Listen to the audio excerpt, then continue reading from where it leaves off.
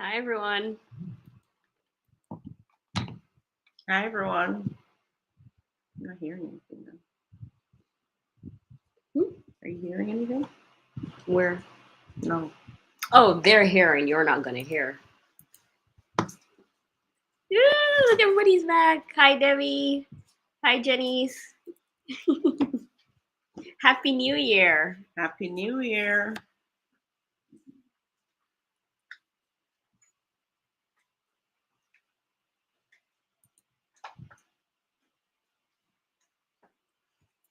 Hi, Erica. Happy New Year to you as well. Happy New Year, everybody. Who's that? Arik, not Sue. Not Happy New Year. Arit, not Sue. It's Arit, not Sue. Maybe. I'm not sure. Hi Shaman, long time no see. Violet says, Hi, Claudia Antonia. Happy New Year to you and the family. Same to you, Violet. Thank you so much, everybody. Thank you so much. Last year was so eventful. Oh my gosh, I think it was worse than the year before. In terms of what? Holy pot. Remember we went on lockdowns last year? Yeah, We did but a lockdown fully in 2020. It's 2021. yeah, And with but the spike in the hospitals, it just got crazy, you know. I don't know. I didn't mind it. Like the lockdown was. I remember the lockdown being on Sundays only.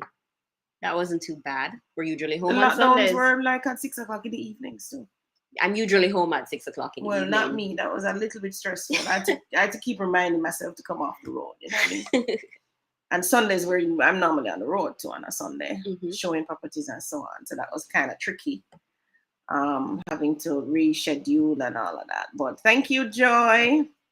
Happy New Year Hi, from Sandra. Queens, New York. Is that Stevie Stephen? in Philly.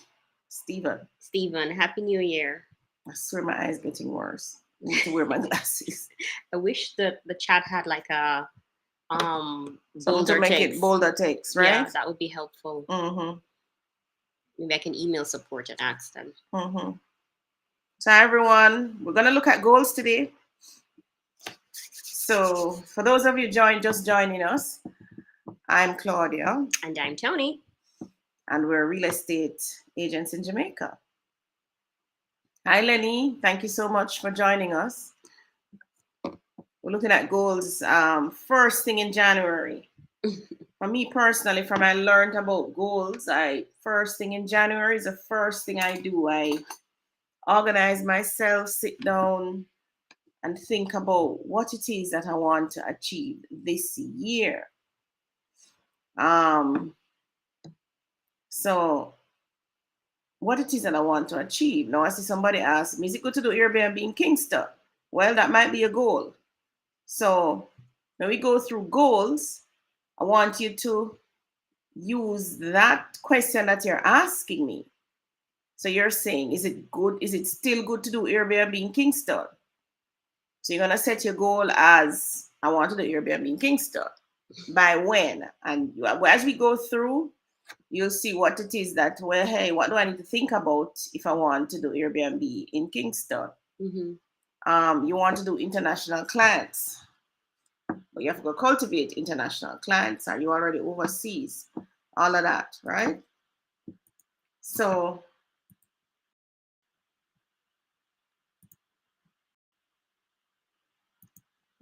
Tony, we need to go slideshow. That's where you need to go. You can? Yeah, go slideshow up there. You don't forget how to use this, the PowerPoint. No, it's just that sometimes when we do that, our screen goes blank and then we can't see what's happening.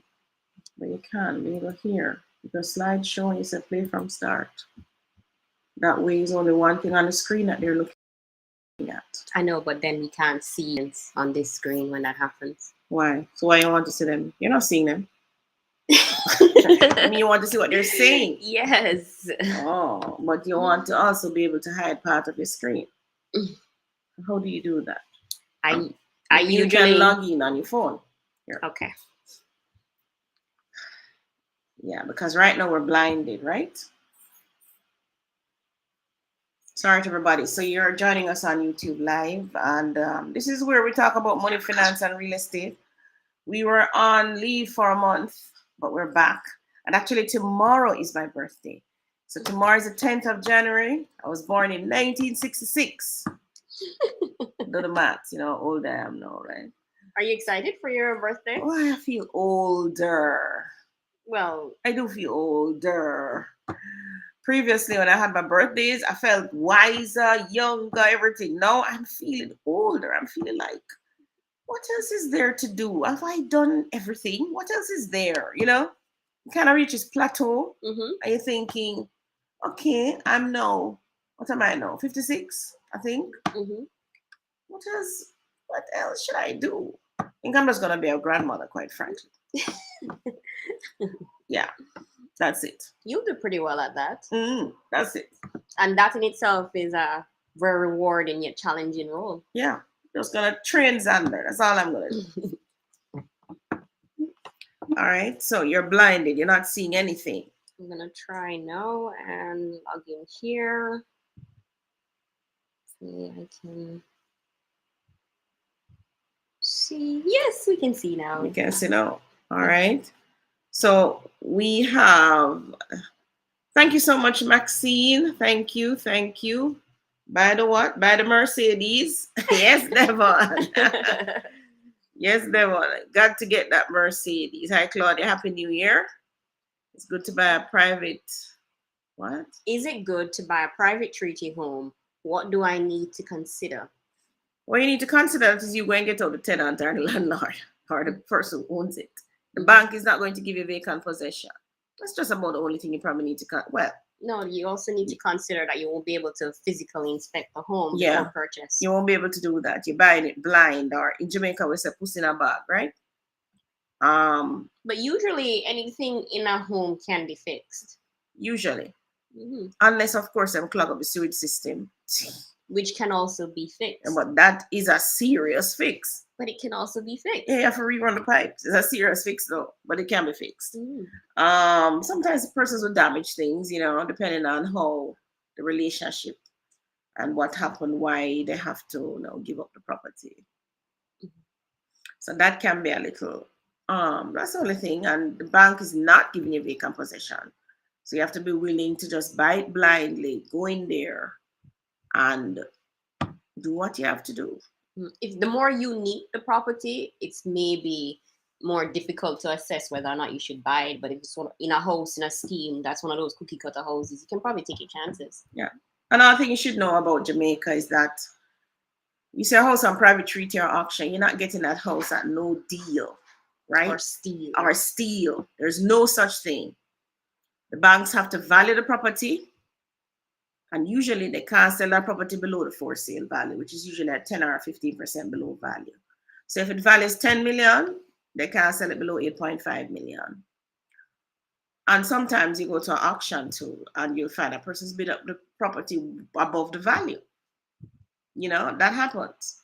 So unless it's a property that nobody wants, I mean, nobody wants to touch it because it is so unique or for whatever reason, but you're still not getting a steal. But the steal may be at a 10% below value or a 15% below value. But is that enough? But question, why would I consider a private treaty property? That's what I keep asking myself that too. I can't answer it. You can't answer it? No. I would never go after a private treaty property. What about if it's land? I would probably, if it's land, maybe. If it's land, yes. Never been occupied, maybe. But if it's a house where people live and so on, no.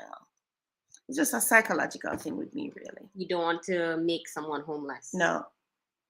That shift in my brain is not there yet. I think there are just so many properties out there for sale, really. Than taking on a private treaty. Yeah, than taking on a private treaty or an auction. And I think you have to have an auctioneer license. But I don't know.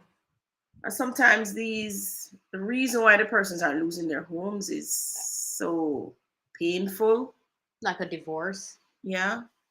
Or the what? Painful. Yeah, like divorce, or somebody just decided not to pay, or they lost their jobs, or they got sick, and couldn't manage the manage mortgage a anymore. mortgage anymore. Can be so many things. But those are the two things to consider. You're not getting vacant possession. One, three things. You will not get vacant possession. One, you will not be able to see the property before you can put on an offer or anything like that.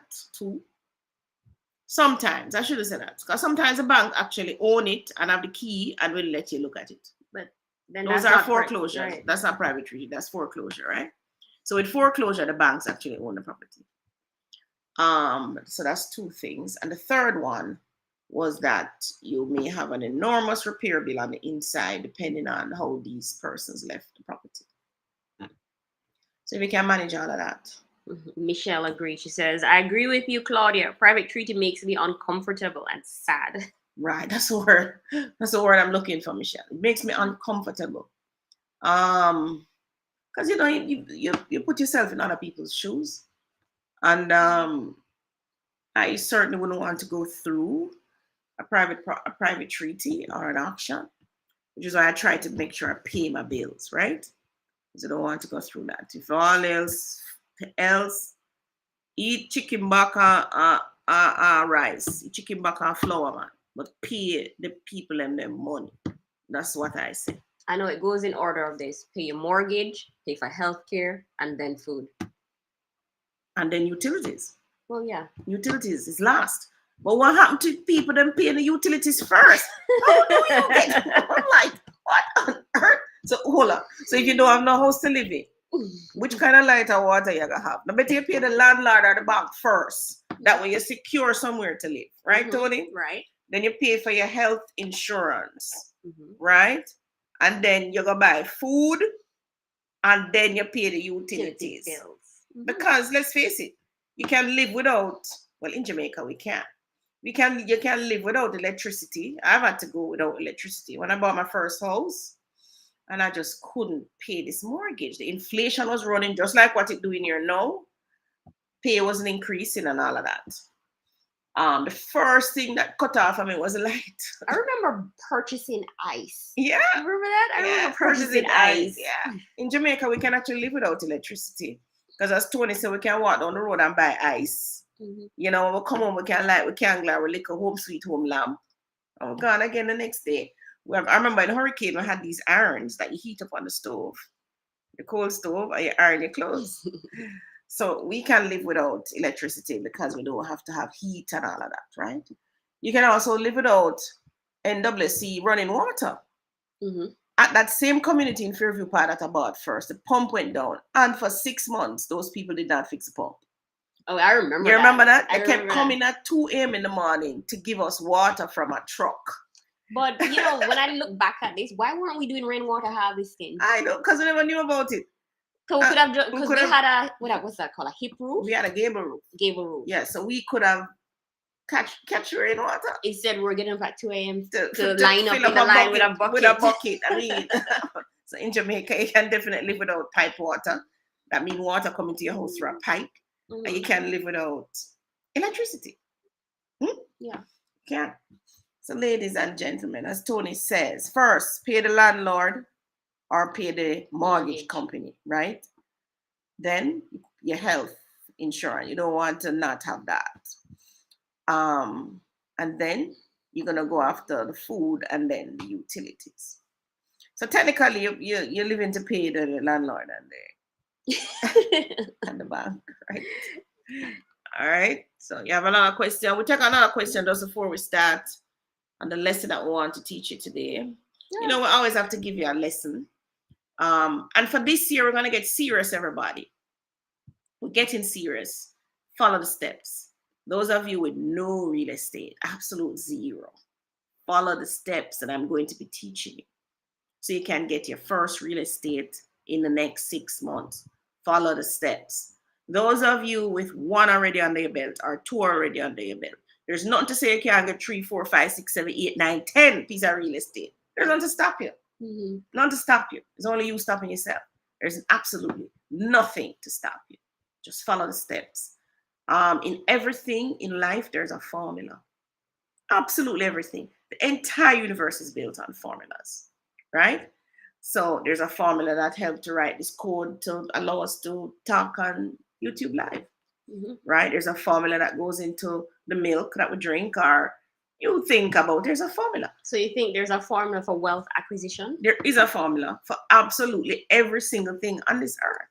So nobody just got lucky and got rich. Starting with the creator himself, who gave us the universe, who ensure that we have the things to sustain ourselves, like the sun, the water, all those things. If you notice, the earth, the planets, everything move in precision. There is some calculation going on there that's doing that, right? Right. If you notice that the water that falls is the same water that goes up, evaporates, is the same water that comes out down as rain. Who thought of that? It's the same water. There is no new water being built throughout the universe. So all of that, just think about it, how precise the creator in his calculations made sure that this water could be evaporated, purified up there, and come back down to us in the form of the rivers, so that we can use the fresh water from the rivers, goes to the sea as salt water.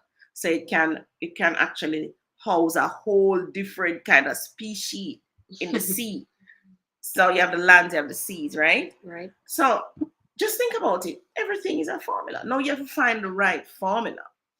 If it's even a sperm meeting an egg, if that is not right, if something is interfering with that formula, it's not going to happen. True. It's not going to happen, right? So you have another question you want to take quickly? No questions. Hi, Michelle. Thank you for joining us. Hi, Marcia. Who else joined us? Janet? Yes, Janet says, Happy New Year, Miss Claudia, and welcome back. I miss Claudia. Thank you so much. I miss you all too. I agree with Claudia on what? Private treaties make me sad. Oh, make you sad, yeah. Hi, Kenrick. You're back. All right. Nadine says, thanks, Claudia. The private treaty is really land. Yeah, go for it. If it's land, make sure you look at it. With land, you really check in for boundaries to make sure nobody don't breach a boundary. Checking for squatters. What else? I wouldn't buy a private treaty now where the utility is not in, like the electricity, same water, the cable, the internet. Even though I could live without it, really, if I wanted to. Right. But in 2022 here now, it have to be really close by so that I could bring it in, right? Right.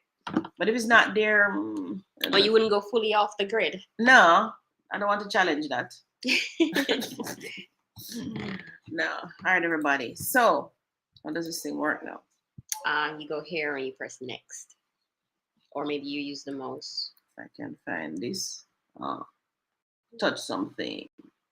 So our quote of the week has to do with success. Now, I was listening to a show.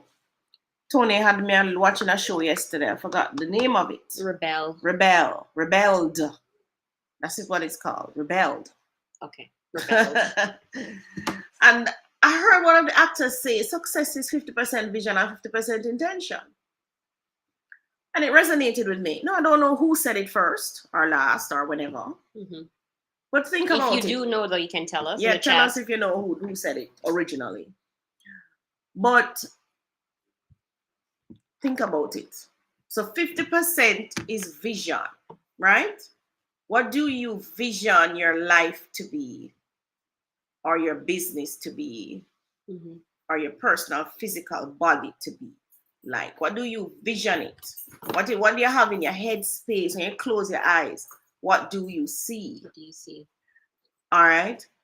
Some persons can have a vision like right now, this minute, right in front of them. Some will have a longer range vision, like a vision 5 years down the road, 10 years down the road. So they will say, okay, my vision is to own a 10-acre farm with thoroughbred horses, with an indoor swimming pool. So like my vision. All right. So that's the vision. But the vision don't work without intention. And this person is saying it's 50-50. So yes, 50% of all of your energy and your being and everything go into this, producing this vision. But guess what? You only have a 50% chance. Because the other 50%, is intention, meaning that you must, absolutely must be purposeful, you know. So if I want this person to talk about private treaty, so if I want this 10-acre farm, I must purposefully start to look at 10-acre properties. Purposefully. I have to go and look at it. I must purposefully know how much. 1 second, everybody. Where's the baby's shoes? This is my daughter taking out my grandson on the road without his shoes, and this child is walking. No, you see why I have to be a grandmother? And this is my daughter and Xander's father taking him on the road without his shoes. So they're going to lift up this kid all through wherever I'm going. So you see, success is vision. So I have to have the vision to say at some point Xander is going to want to go on the ground. And intentionally I have to say, Rachel, you need to pick up Xander's sneakers and take with you. So that's a perfect example. So the quote of the week, and this you're going to use this right through the week. Your success is going to depend on only 50% vision. It cannot be 100% vision, everybody. You cannot have this vision in your head and say, oh yeah, I have the vision, it have to work. yeah. I don't have to do nothing else. No. 50%, the next 50% of that is the intention. What it is you're going to do to realize the vision or the goal or the dream. But you know, looking at this, if we are to start each Monday having vision and intention, it could really make you a successful day or a successful week. Yes, it could. Make or break you, right? Because today is Sunday. Coming tomorrow morning now. If we sit here and say, oh, I have nothing to do tomorrow, I guarantee you nothing will happen tomorrow. Nothing will happen. Nothing will happen tomorrow. Did you take his feeding? Should at least carry a Gerber, something, just in case, and a spoon, just in case. You know what I'm saying? Xander, why don't I treat just a one? Xander, why don't treat them just going to the pharmacy? No, I have to talk to this young lady and Xander now. Look how she dress up now. But dress up my grandson, no, man. Suppose somebody on YouTube live seen in the supermarket and say, but that is Xander. All right, so success, 50% vision and 50% intention, everybody. All right, so leading on from that, remember you can send us your comments. Tony's looking for your comments, and I'll address them as we go. To use this thing. All right, now, how to. Why does this slide look like the wrong slides? All right, what I don't have here is, for some reason, goals. Go to the next slide. No, Maybe. it's not the next slide. I can't see the next slide. It's not that.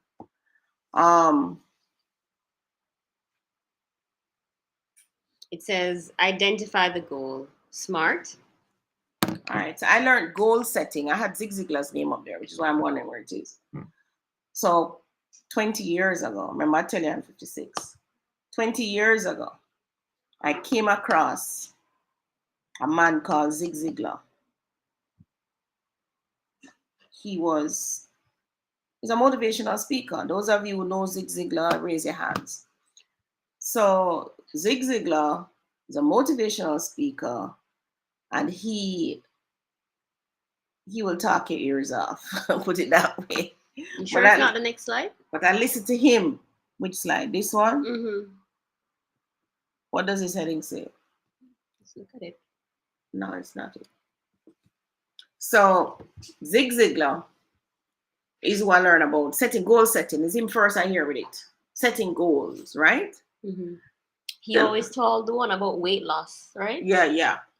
And that's part of how I came across him too, because I wanted to lose weight too.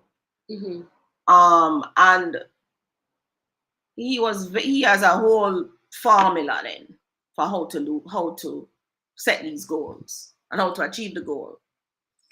And I followed the formula quite frankly. Did it work? Of course. Work without, just like any formula. Once you know the formula, like Rachel does a lot of mathematics. Once she knows the formula, and she plugs in whatever, boom, the answer is there. The result is there. Mm-hmm. The formula is tried, true, tested. That's another thing that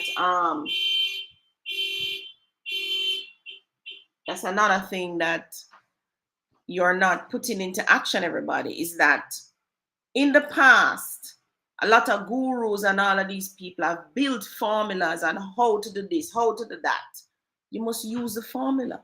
Don't try and go off on a folly of your own and try it. Mm-hmm. Take it long, it just don't work, right? Just use the tried and true methods. So Zig Ziglar have a tried and true method of how to set the goal. So let's just say you have this vision for this farm, 10-acre farm, whatever. He says you must identify the goal. He also says something that I don't want to hear him say. You must write down the goal. That's key. Mm-hmm. So while you're listening to me now, grab your pen and pencil. Grab your paper and pencil and write down what it is. Only one goal I wanted to focus on today. Just one, because I'm going to show you an example of one that I'm focusing on too. So identify the goal, one goal. Now, I learned about SMART, having attended a lot of supervisory management courses and management courses. And of course, I did my degree in human resource management. And they introduced us to this acronym SMART when it comes to goal setting. So SMART must be specific for the S. So you must have a specific goal. It must be measurable, it must be actionable, it must be realistic, it must be time bound. Now, in this SMART, I usually fling out the realistic. When I got more savvy at it and setting the goal, me just said, it not really be realistic. Me just have a belief so me gonna achieve it. Mm-hmm. You understand? So if it is, I'm saying, Claudia, you know, say I want a 20-acre farm. Is it realistic? Maybe in the time and space that I'm in, the money that I'm earning right now is not realistic. But who cares? That is my goal. You understand what I'm saying? Who says it has to be realistic now?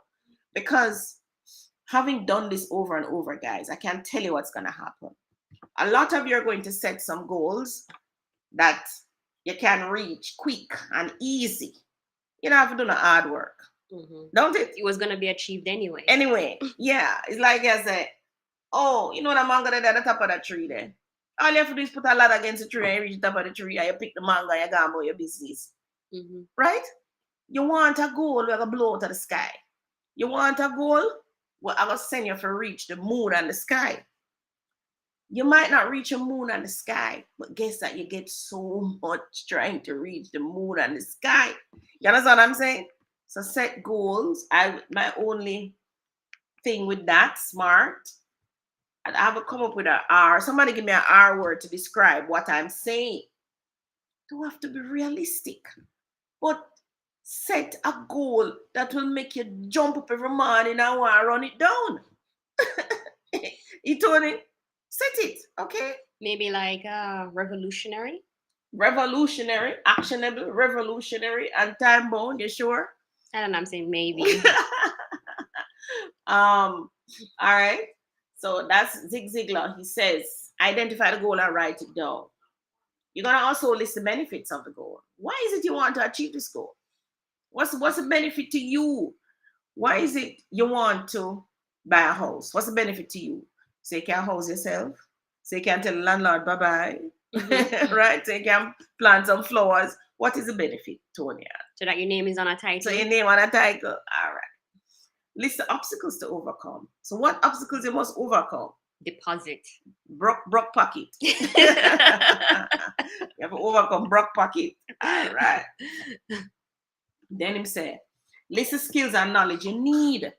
So you might actually need some skills and knowledge now. Like, maybe need to know somebody who's selling real estate. Yeah, or you maybe need to know something about mortgage, or something about borrowing, okay, or something about what kind of house you can get.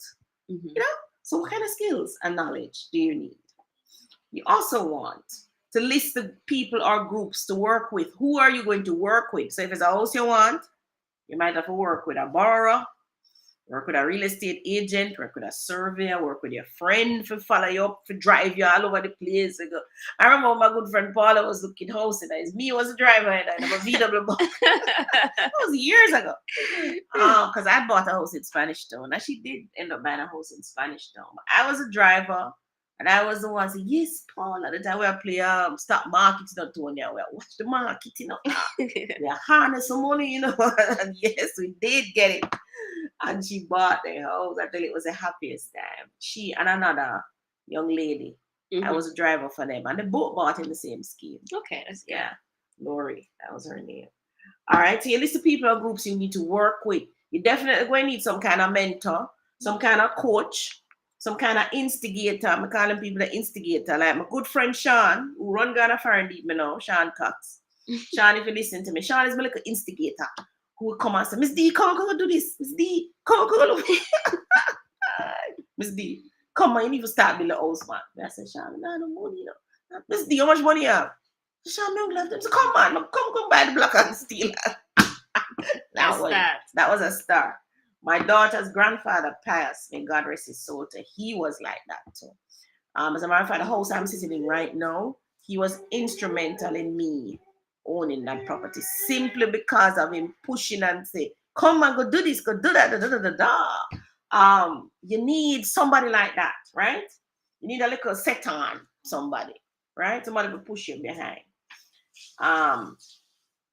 No, you need, we said these are groups of people to work with, right? You need to create an action plan. So what are the actions you need to take?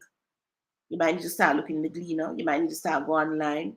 You might need to go find a mortgage officer.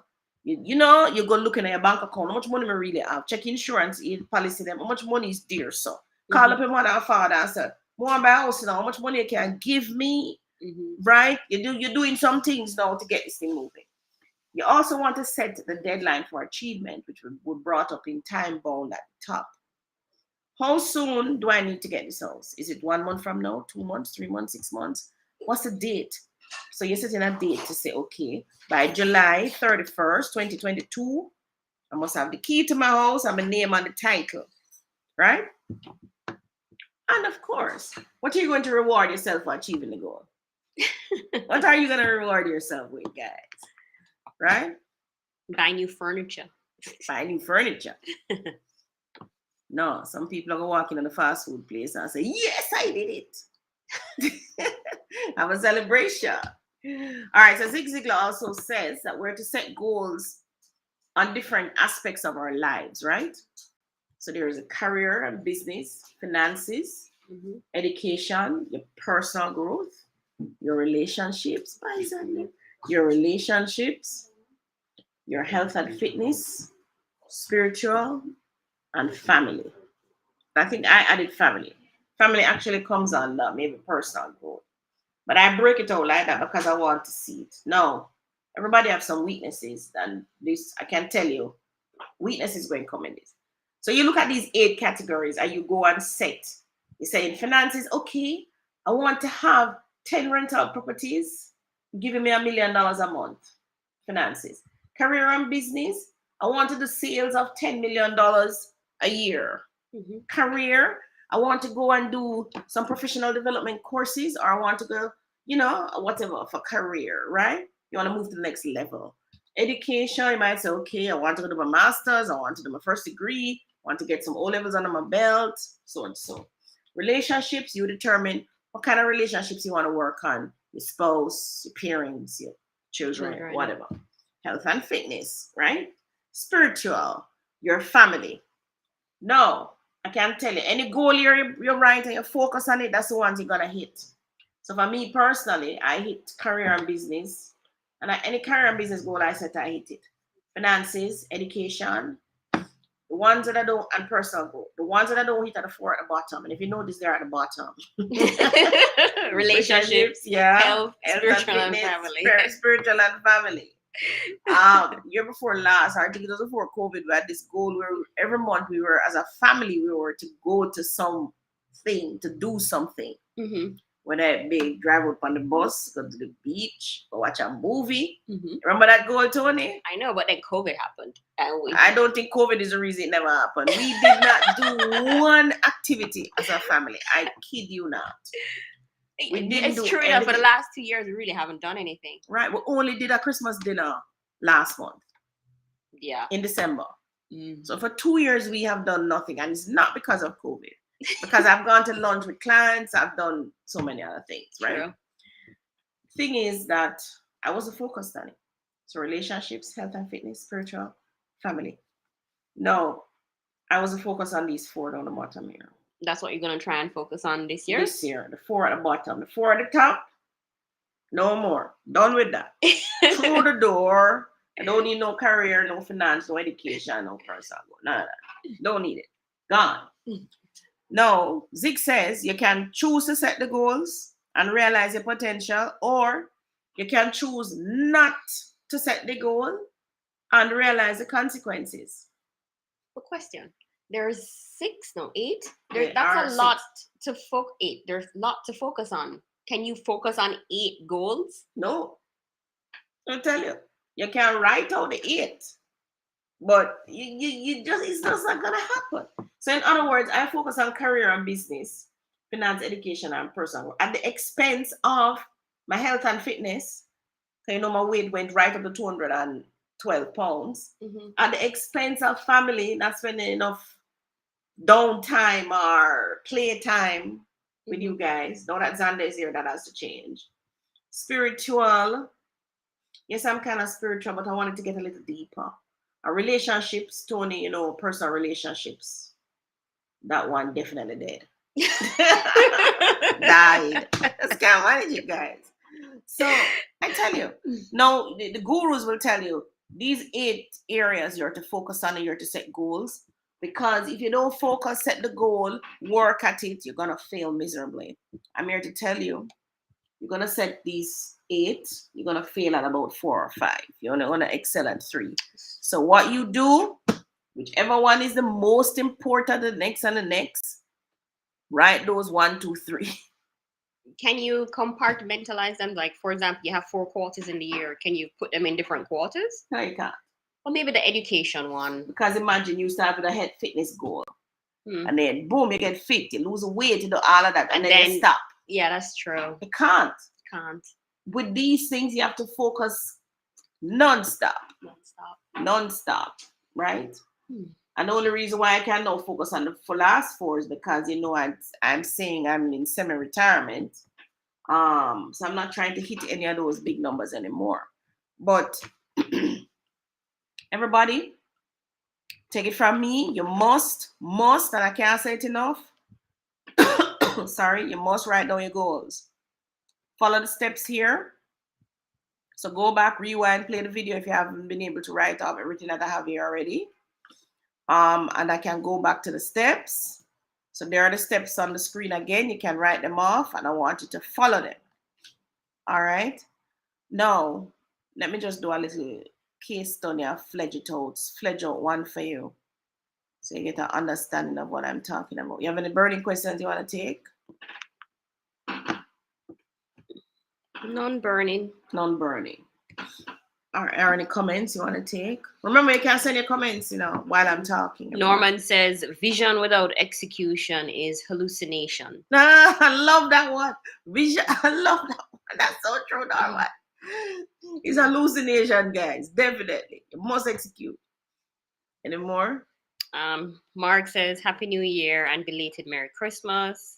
And Steven says he's looking for 5 acres in St. Elizabeth. We do have 5-acre farmland in St. Elizabeth for 8.2 million. No, it's 4 acres in St. Elizabeth. 8.2 million. It's in Montpelier. Why am I not remembering it? Where's Montpelier? You were there last week. Where's Montpelier? Longwood District. That's not St. Elizabeth. That's St. Thomas. St. Thomas. Sorry. St. Thomas. Oh, he said St. Thomas. Yeah, St. Thomas. Oh, yeah. We have a 4 acre in St. Thomas, Montpelier. Look for the video. What does it say? Logwood? What does the video say? I think it said Farmland St. Thomas. Farmland St. Thomas. All right. And it's Yalas. That's Yalas. That's a turn off at Yalas police station. All right. So goal. Let me fledge out one for you. So this is my fitness and health goal. So the goal is to attain, and I've been fighting a cold from last week, everybody. I should tell you that too. Xander myself fighting a cold. To attain a personal weight of 150 pounds by June 2022. So I'm now at 180, coming down from 212 last year. But then I stopped and stopped losing the weight, right? Basically, I stopped myself because I never like always looking flabby. So with that goal, I want to do 50 push-ups and sit-ups by June 2022. Now I can't do not even one, guys. I want to eliminate fatty liver, which I did an ultrasound and it brought that up. Was that last year or year before? Year before. I want to attain a blood pressure reading of 120/80. Now my pressure is fluctuating between, it's spiking up 130/90, 140/90, kind of doing that thing now, right? So I'm going to bring it back down. And I want to eliminate inflammation and joint pain, all right? Now, I don't know if the fatty liver I want to do with the inflammation and joint pain, but because this is my goal now to do that, you're going to see now that I have to deal with it. Now, the benefits. So remember, the second thing that Zig Ziglar said, so the first thing was to write down the goals. So those are my fitness goals. The second thing, what am I going to benefit? So one, I want to eliminate joint pain disease, because it won't get to that if I don't deal with it. I want to eliminate fatty liver disease. It's going to get to that. I want to buy smaller size clothes, which I think are prettier and more sexier. Now I hear everybody saying, including the ladies and the men, oh, Claudia already looks sexy and Claudia already, but let me tell you something. Not care how somebody said to you, Claudia, you look nice, Claudia, you look pretty. You see, if you don't believe it, Sonny, it's not true. If you don't believe it, if me personally looking in the mirror, don't think Claudia is pretty or Claudia is slim, it's not going to happen. For years when I was growing up, went to Woolmar's, I thought I was fat. For years, I thought I was fat. But I saw those photos. You weren't fat. That is what I'm saying. Looking back now on the photos, I'm saying, where did I get it in my head that I was fat? You were 120 pounds? 120. And when I look at you guys, I don't know where 120, 120. But say, hold on. I was like for them size. So why? But them not fat. So why did I think I was fat? As I tell you, it's a mind thing. And you weren't shorter than us. No, same height. For years, I thought I was fat. So is it that there were slimmer girls in your year? The girls are slimmer. I always thought I was fat. But when, I look back at the pictures, I'm realizing, I was thinking, why did I think I was fat? But when you compare your weight to someone else, then yes. Yeah. So I want to do that. I want to be able. I think that the smaller clothes are prettier. I said to Rachel with some clothes, and one of them sexy. I said, Rachel, yeah, man. Them want me to have to drop this weight. Look, Rachel's clothes is also for a different age group. Well, you remind me, I'm 56. You want to say she take liberty with me? No, mom, I can't wear them sexy clothes. No. I don't even wear Rachel's clothes. Sexy clothes. That's all right. That's how you. This is my body image. Okay, you can't see it. So I want to be able to feel more vibrant and energetic, and I want to claim my reward. It's a benefit, right? Claim my reward. What's the reward? Well, I'm so sure of the reward. So what obstacles I need to overcome? I need to overcome the pain in my joints that stop me from exercising. So I have to figure out, how do I slow down this pain in my joint? I have to stop lack motivation to go on the treadmill. In the mornings, I struggle to go on the treadmill, right? So I have to rewire my brain, and really and truly, it's only me can do that. I struggle to eat less carbs. That's another thing I'm struggling with. I struggle to eat more raw and steamed veg, right?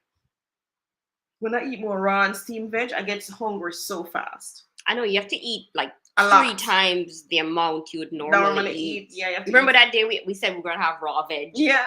Oh, guys, we were starving. within 10 minutes of finish eating the meal, we're still hungry. Yeah. And I have an inability to design an exercise routine and stick with it. So These obstacles, 1, 2, 3, 4, 5, gotta overcome them, right? So I have to figure them out and how I'm gonna overcome it. What skills and knowledge I need?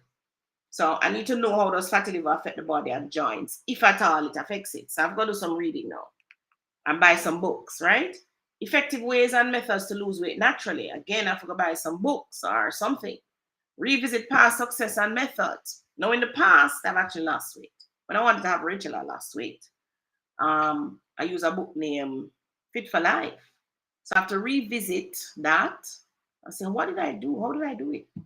I have to learn how to juice. That book also talks about juicing. I have to also learn how to create raw and vegan dishes. We're weak in that era because we were meat eaters.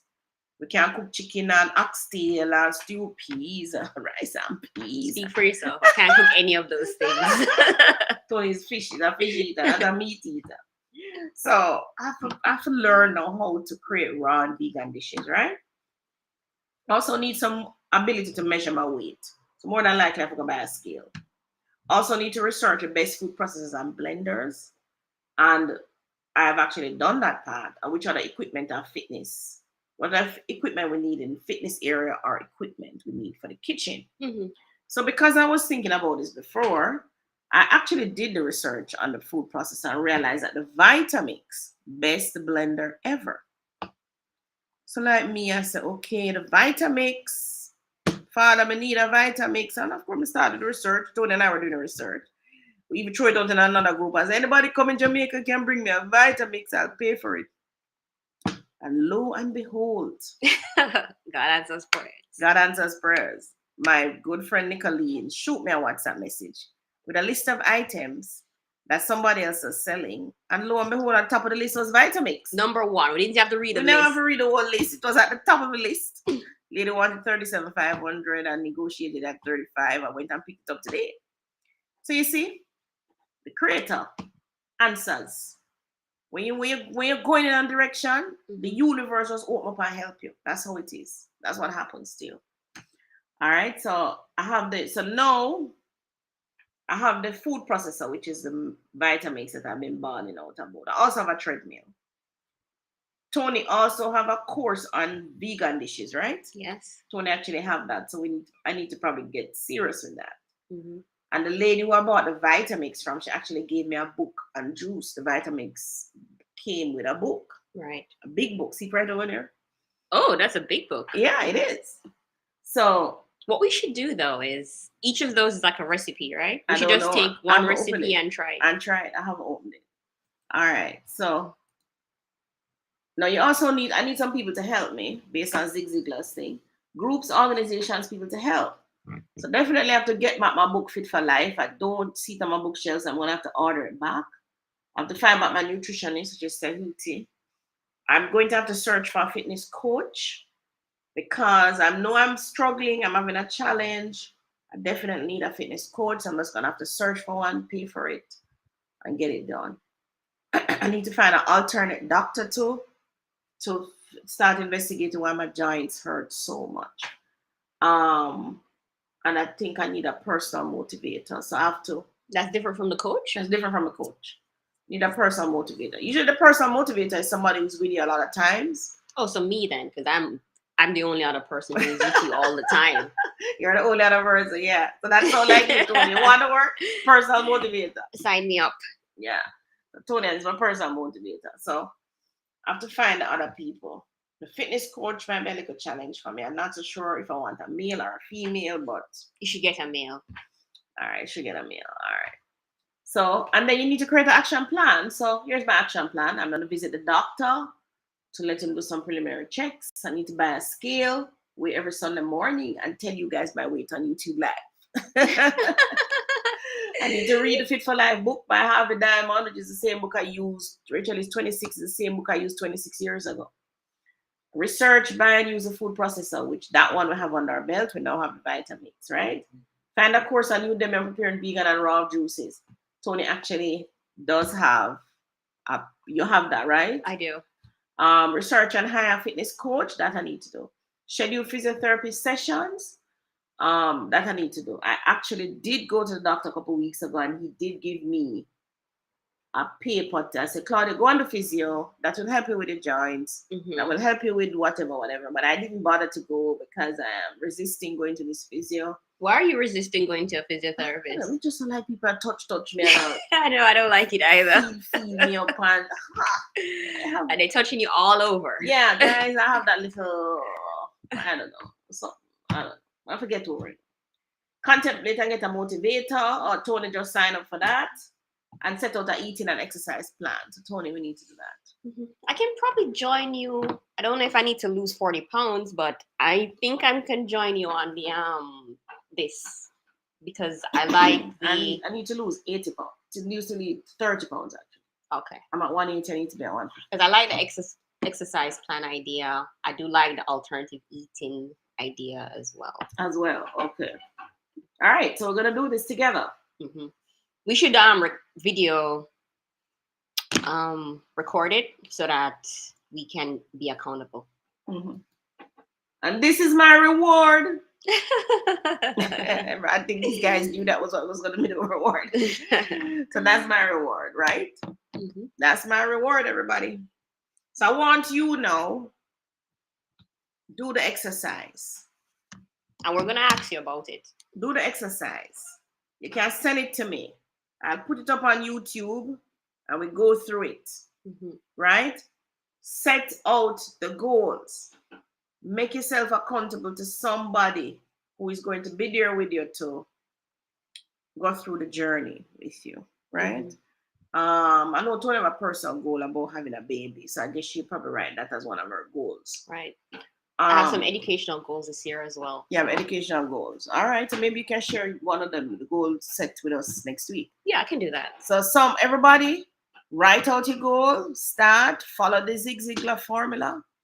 I'm here to tell you that it works, right? I'm also here to tell you that, unfortunately, you can't focus on 8 goals. No. Not by yourself.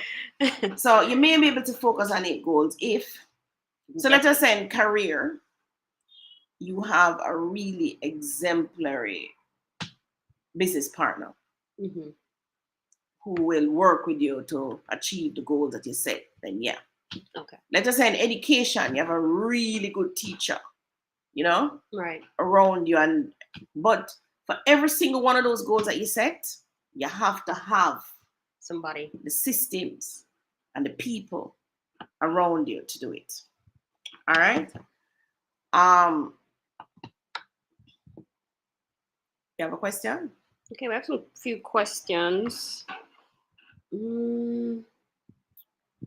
Someone was saying, hi, how far away is Fairway from the Knutsford Express? And is there a... No, it's not across the street. Down the road. Down the road. Is there a show home? I guess she's asking a model unit. I wanted to finish that model unit. We're going to get out there next week. But we have been selling without the model unit. Matter of fact, we think we sold out on that development. I need to check and see if we have any leads. It's the Knutsford Express. So when you turn to go to Knutsford Express, you just continue down that road, that dirt road, mile road that you see there now. That don't pave yet. That's where it is. So it's kind of walking. If you're fit like Tony and can walk, like me, I couldn't walk distance. It's about 5 minutes. And like Tony and can probably walk it down there, right? It seems longer now because the road is unpaved and it's kind of hot. Yeah. But once it cools down, it's gonna be an easy walk. And once the road is paved, you zip drive away there. Yeah, the distance doesn't seem like that long too. It's like walking from the supermarket at Richmond to Coolshade, if that far. Yeah, if that far. That's true. You have another question? Yeah, I have a few. Juliet Harris says, good day, ladies. Happy New Year. Thanks for all the information. Definitely going to work on me. Appreciated. Yes, work on you, Juliet. Staffy says, any banks giving 100% for overseas restaurant?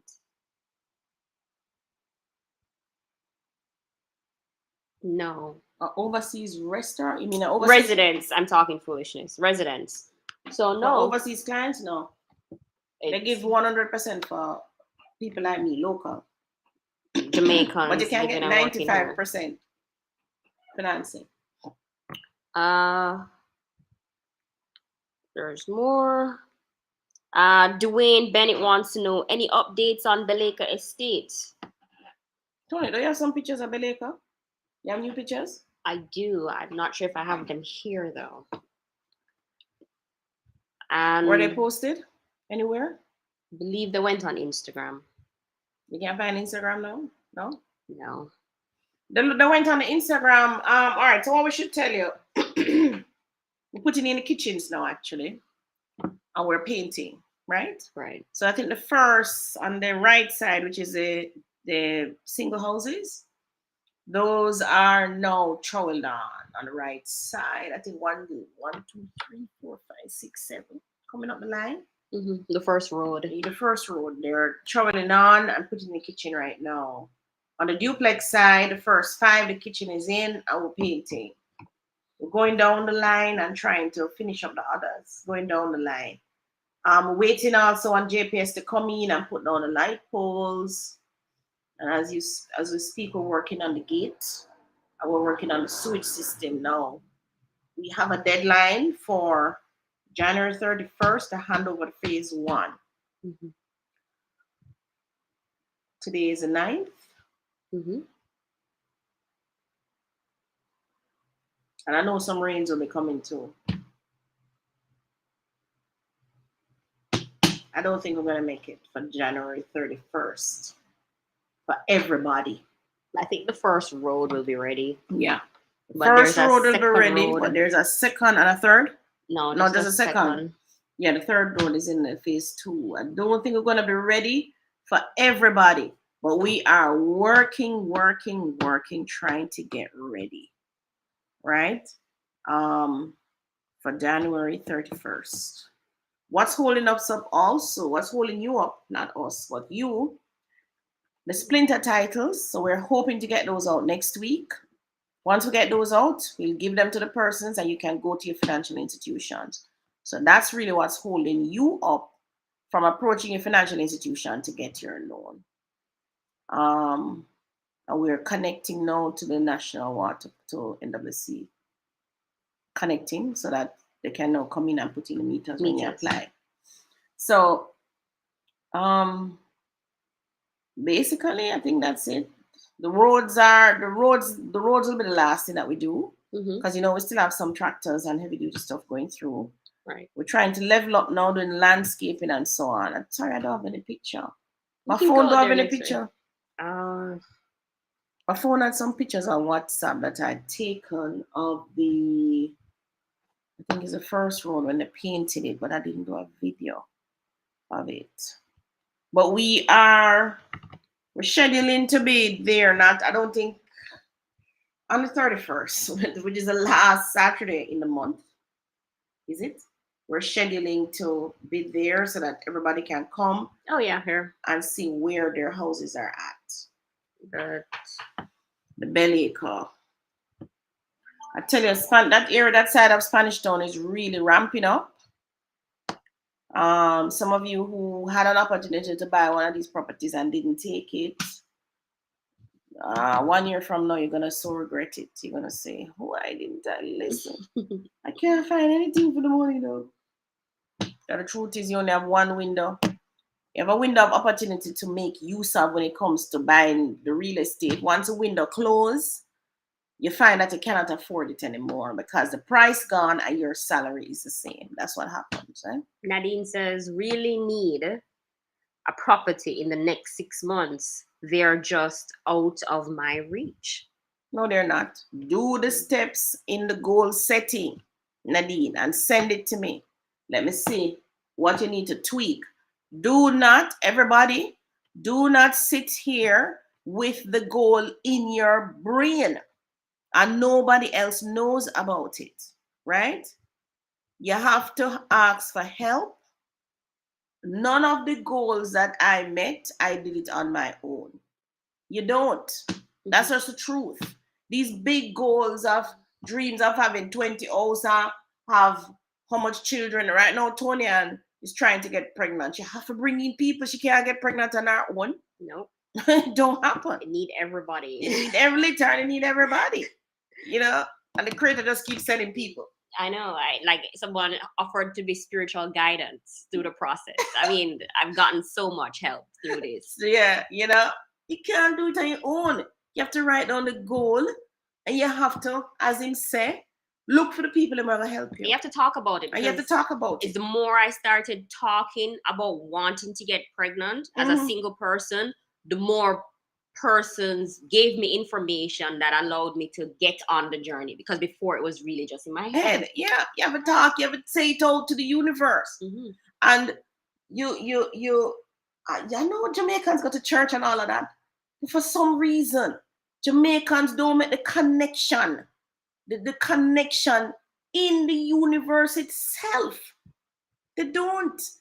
What you think and believe, right, in your mind, in your head space, will manifest itself in the physical. If you put it out there in the physical world, and I learned this from a book called Think and Grow Rich. Matter of fact, that is your book for the year. That's the book. Go and buy it. Think and Grow Rich. Last year it was Richest Man in Babylon. This year it is Think and Grow Rich by Napoleon Hill. Whatever you say, you put out there is gonna happen in the physical, right? The universe are gonna grab it, run with it, and it gonna happen for you. But you have to believe and you have to say it. How if the creator don't know what you want? You think so the creator have going in your brain? You have to say it. You have to say it. And you go in your prayer, say, oh, Father God, I want health and strength. What does that mean? You have to tell the creator what health and strength mean for you. So for me, health and strength mean I don't have no giant pains, right? It means my blood pressure is 120/80, right? What does it mean when you say to the creator, oh, I want health and strength? Come on, guys. You have to be specific as the formula says. Some of you are too generalistic and not being specific, as Zig Ziglar says. I wanted to also go and find Zig Ziglar's videos on goals and goal setting. He has about 3. They're on YouTube. They're there, free. He teaches this stuff.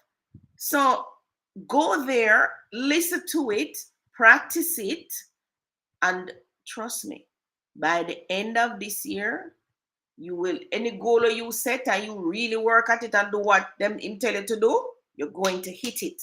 You're going to hit it. And you're going to hit more than the goal. As a matter of fact, after you hit it, the next and the next is so easy, kind of automatic in your system.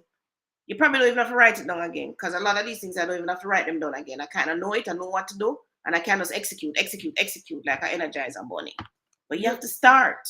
You remember the other day you went back to a book that you had, an older book, and you saw your 5-year goals in there? Yes, I've written it down. I've written it down. And I looked at it, I said, hold on, what we do all of this from? Could I go say boom, boom, boom? Check the wall. Yeah, I can tell you, after a while of doing this, second nature. Kendrick says, today I take down my 2021 goal chart. And I say I wasn't going to do goals this year. And now you saying I should. Jaja. Jaja Kendrick. Because if you don't do it, Kendrick, in a 5-10 years, I'm going to say, what the hell? What happened? You know what I'm saying? That's the thing. You have to set the goal. You have to set the goal, right? Now, in the past, I used to set goals even for my children. I would know that, okay, this one going to this farm, third farm. What subject she must choose? Boom, boom, boom, boom, boom. Which teachers we must get? What is the weakness here? Like Tony had a weakness in maths, Rachel had a weakness in English language and literature. So I know I had to get extra help for them. How was I going to set my schedule? I have to go there with them, wait on them, go jump on the bus and go back home. Those are some long nights. Oh my God. Remember when we used to get up at, what was it, 3 a.m.? Yeah, to study? Yeah. So you have to set goals, not only for yourself, your children are young like Tony. Like, no, I'm saying to them, guys, you need to set your own goals. No. And I'm actually pressuring them to do it and do it in the same way that you hear me talking about. Because the truth is, if they don't do it, if they don't learn how to do this and do it, they're going to be in trouble. They're going to drift, and they don't know what they're doing. Not only to the generation behind us is going to drift too, because we're not going to teach them the skills. The skills. right? You have to learn, not the skills, you have to learn the formula, man. Mm-hmm. The formula. You remember in maths, you don't know the formula, you fail. Got some more questions. Is that Elisa? She says it's Fairway new development. Yes, it is. Fairway Estates, Draxall. You can WhatsApp us. We send you the information on it. I need to personally check tomorrow how many of those units are left. Janet says they're now at 300. There is now at 300,000 US. They're gonna be so nice though. Yeah, wish I could have buy one, but boy, one day with my price rate gold trip. And that's the thing too. When it comes to real estate goals, sometimes it is budget bound. The first one is budget bound. Mm-hmm. Because the first one, usually you're looking for somewhere to live for yourself. Mm-hmm. And the first one, you're selfish. You're saying, I want to buy this house on my own. I know, I must take the whole account, the phone call him every day. Oh, you have a budget job? Oh, no, Miss Davis, I want to do it for my own. We don't want me anybody a war over nothing. And so how much you getting? Oh. And then she gave me 6.5. I said, where have you seen a property for 6.5 that you want to live in? Well, Miss Davis, that's why I call you now because we can't find no. I'm saying, if you can't find it, I'm going to find it. I'm not the miracle worker, right? Now, housing agency brought out some houses. The amount of people wanted those houses 5.5. That is needling a ASAP, guys. Yeah. Listen to me. If only old housing agency would do more like that. If only. But of course, there's a reason they're not doing it. You must work with people to achieve your goals. Right?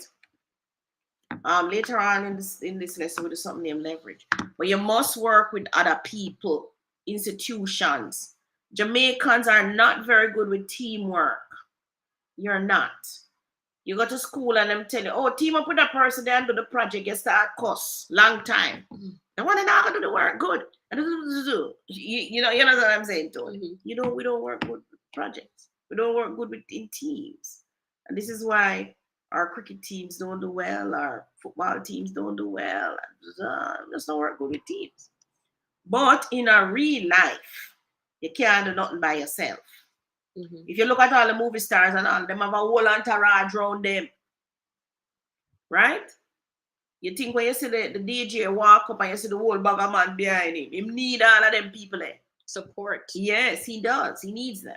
Right? There's someone to give him a drink of water after him. Yeah, he needs them. Or somebody will say, yeah, big up, man, big up, respect, love it. You know what I mean? So, guys, come out of that mode, them, I beg you. Just come out of it. You have to have people to work with, right? You don't have all of the information in your brain. Mm-hmm. You don't. That's one of the things. The creator and them wisdom, send a whole bag of people. I've had help down to the man that we call it the garbage help me. I've had so much help right throughout. The man that said, do you know, today I went to look at a farmland. I kid you not, today only me, Pastor, my brother. Pastor is a driver. I went to look at a piece of farmland with the river in the back. We got there looking at it, but the river never active enough for us. So I said, no. Here comes a man a walking goat. Mm-hmm. And him say, one man will tell him when I look on the land. The man say, I land on the road, I sell it. Yeah, the man a walking goat. Say, I land on the road, him go, him look find the land, and pick up the sign, him show away. We did there look on the land. Nice piece of land, guys. Right on the main with an active river now run behind it too. Mm-hmm. The man say, a man cross street come out and say, yeah, but the land sell already now, white man buy it. I was like, so too late. Too foot late. Shot. My foot shot. The man said, white man buy it 1 month ago. Mm-hmm. And thinking to myself, look at that. Here's a man a walking goat, and him could have lead me to a piece of land where I sell. Mm-hmm. And I can give you so much story about help when we get from unexpected places and people. Simply because I said to somebody, said, this is what I want. This is what I look for. You understand what I'm saying? No, I never said it to my friend Nicolene that I'm looking at Vitamix. But somehow, when I bounce it out there to the universe, I say, no, I need a Vitamix. Somehow, it bounced round in the universe. Bounced to Nicolene. And she sent me the list with our friend I sent the vitamin. Yeah, because it's like the first time she's ever sent us anything like yeah, that. like that. You got to talk. You have to say it. You have to believe that it's gonna happen for you. You have to believe it. Any more questions? You want me to continue? Yes. Emily says, I know what it's like to set goals and achieve them. No, I can't think of any goal that I would like to set. Maybe the only thing I would like to see is Jamaica reducing crime and violence. But that's not your personal goal. That's a goal for government. Not even a goal for government. It's a goal for just about who is that? Who has a power to reduce crime and violence?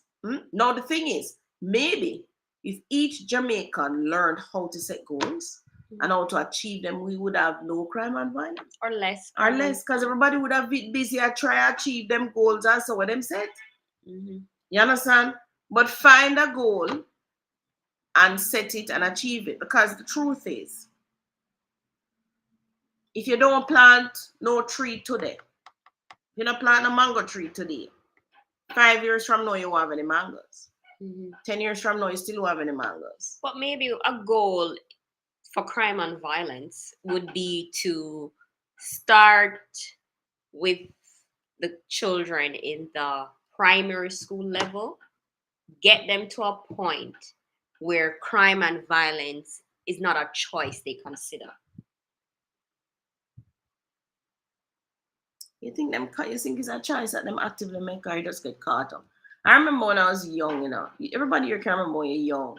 You just basically going with the flow, Your flow can go left or it can go right, And do you consciously make the decision to go left or right?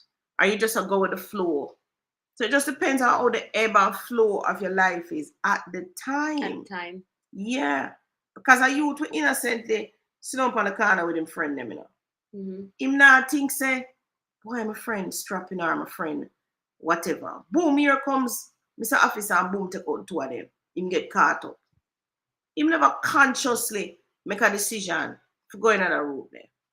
And I can still remember when I was young, a lot of things that I've been through and what happened to me, I never consciously made the decision to go in that particular direction. But so a lot of it was sheer luck where I was able to, somebody pull me back. That's why I say I've had lots of help. Somebody pull me back. We need that. We need more people helping. Yes, we need more people, more of the adults helping to pull them back before it gets too late and too critical. But we don't have that because a lot of our good people have migrated. We don't have, even them own family structure that's supposed to be around them. They're not there. They're gone. Literally gone. I watched a program and they were featuring a school. And it was a high school with mostly Black students. And a group of fathers came together and called themselves Father on Duty. And every day they would take turns being the high school, mentoring these children, make sure they're going home afterwards, they're keeping straight, And I thought that was such a good program in terms of getting those children who would have fallen by the wayside, who don't have that father figure or that parent figure, to help them keep them in check. Yeah, because like me, my mother left when I was 12 and my father came out when I was 15. So I never had a parent figure and whatever. But I did have a lot of persons who pulled me back when, when me go sideways. And luckily for me, I never really got over the edge. I'm on the edge, but I never really tip over the edge and pull me back just in time. You're not very risk-taking, though. No, I was very risk-taking. I mean, I was a very risk-taking. You don't seem very risk-taking. Not no. I'm a steady no. But you don't know me when I run up and down. When I'm a teenage. At 15, you have a very risk-taking. If them throw you out on the street. Somebody wanted to know if we had property in St. Thomas in Retreat. No, Yeah, a couple of years ago, we sold a land in Retreat. Remember? A nice property too. Nice piece of land, a corner lot. We don't have anything now in Retreat. St. Thomas is looking up now too. All right, let me continue. You don't have any more questions? No? I do. What type of restriction when land is rented? Is board house construction the only option? When land is leased, you mean? Oh, rented or leased. Yeah, it's only, you can't put concrete house on land that you rent or lease. Mm-mm. No. So it's only board house. Only board house or a container. Temporary housing, them call it. You must own the land if you want to put anything else on it. You have to own it. Can you help me with locating a piece of land that is suitable for residential and homestead farming in a relatively safe area? Seeking minimum of 3 acres. Can pay up to 4 million. Thank you. So like the same yet no. Yellow so 8 million. I looked at a property yesterday at where we got the peppers, Tony. Mm-hmm. Where is that again now? That was St. Anne in Hermitage. Hermitage. I looked at a property in Hermitage. 4 acres, but it's off the beaten track. There is no electricity. That was 4 acres. But it wasn't for 4 million. No, but I need to give the man the price. But you really don't need 3 acres to do homesteading. You can use it the 1 acre and do that. I know 1 acre is quite a lot for homesteading. Yeah, which parish you want the one to be in? They didn't say. If you're doing 3 acres, it should be more than one family on the homestead. Why should be more than one family? There's one family on 3 acres. There maybe a family big. Or maybe. Like she has a Maybe generational family too. You want to put one place. Is there any specific thing? Just the 3 acres. Relatively safe. Oh, they want to be in St. Thomas. They just said that. You know, where we're selling the 4 acre, that's good for homesteading. 4 acres. That would be good for homesteading. That could be good for homesteading. Irrigation water. There's other families there already. You know, on the other side. Irrigation water stop on the road. That's what I discovered when I was there on Friday. Can't run the line? No, you have to depend on the neighbors who have it. No, you can ask the government to run the line. No, ask them already. Call them up and ask them. Not happening. Okay. So the homestead, 4 acres. You're alone trying to do it. Now I can tell you, we looked at that option already. We're alone trying to do this. 4 million not going to get you very far. We actually had to form a group. So there's a group of us who have formed. We've actually found our property. Thank you, Jesus.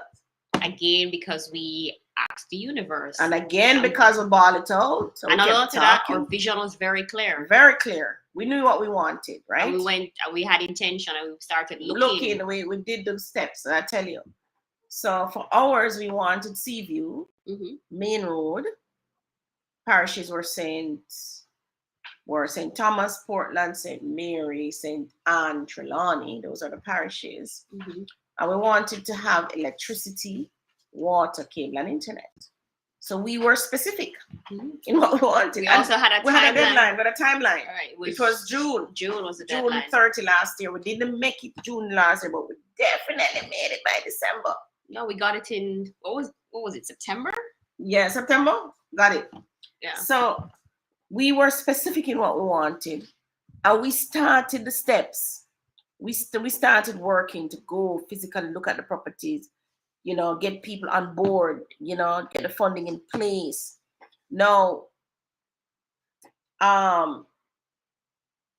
you have 4 acres, you have 4 million. That probably tell me you're probably trying to do this on your own. How about if maybe you say to your other family members, hey, let's do a homestead and let us pool our funds together and see if we can get this done. See if you can work with getting them together to do this. 4 million is usually, if you're in the city or so, it's usually a residential lot in Spanish Town, Bogwalk, Linstead. Where else a $4 million lot? Clarendon. That's usually a residential lot. If you do find 3-4 acres for $4 million, it's going to be somewhere up in the bushes with limited road access. And you definitely will have your internet and your cable in place. You may have electricity, the chances of you having running NWC water limited. So it really depends on how you're looking at this homestead. Is it a homestead that is going to be off the beaten track, meaning you don't have those kind of amenities, and you're just going to the farming and live off the grid and so on, right? So again, your goal not specific enough. You, Tony? No, it needs. So what's the name of the person? Trailblazer. Trailblazer. Based on what we learned today about setting goals, I want you to revisit that goal for me. Revisit it. I want you to outline it properly. Exactly what the goal is. What is the time frame? What are the resources? What are the people that you need? What do you need to know about homesteading? Right? They says I can extend up to 5 million. Definitely want to avoid a group purchase. You may have to look at smaller portion of land. Then yeah, you may have to do that. On which parish did he say? St. Thomas. St. Thomas will take off now.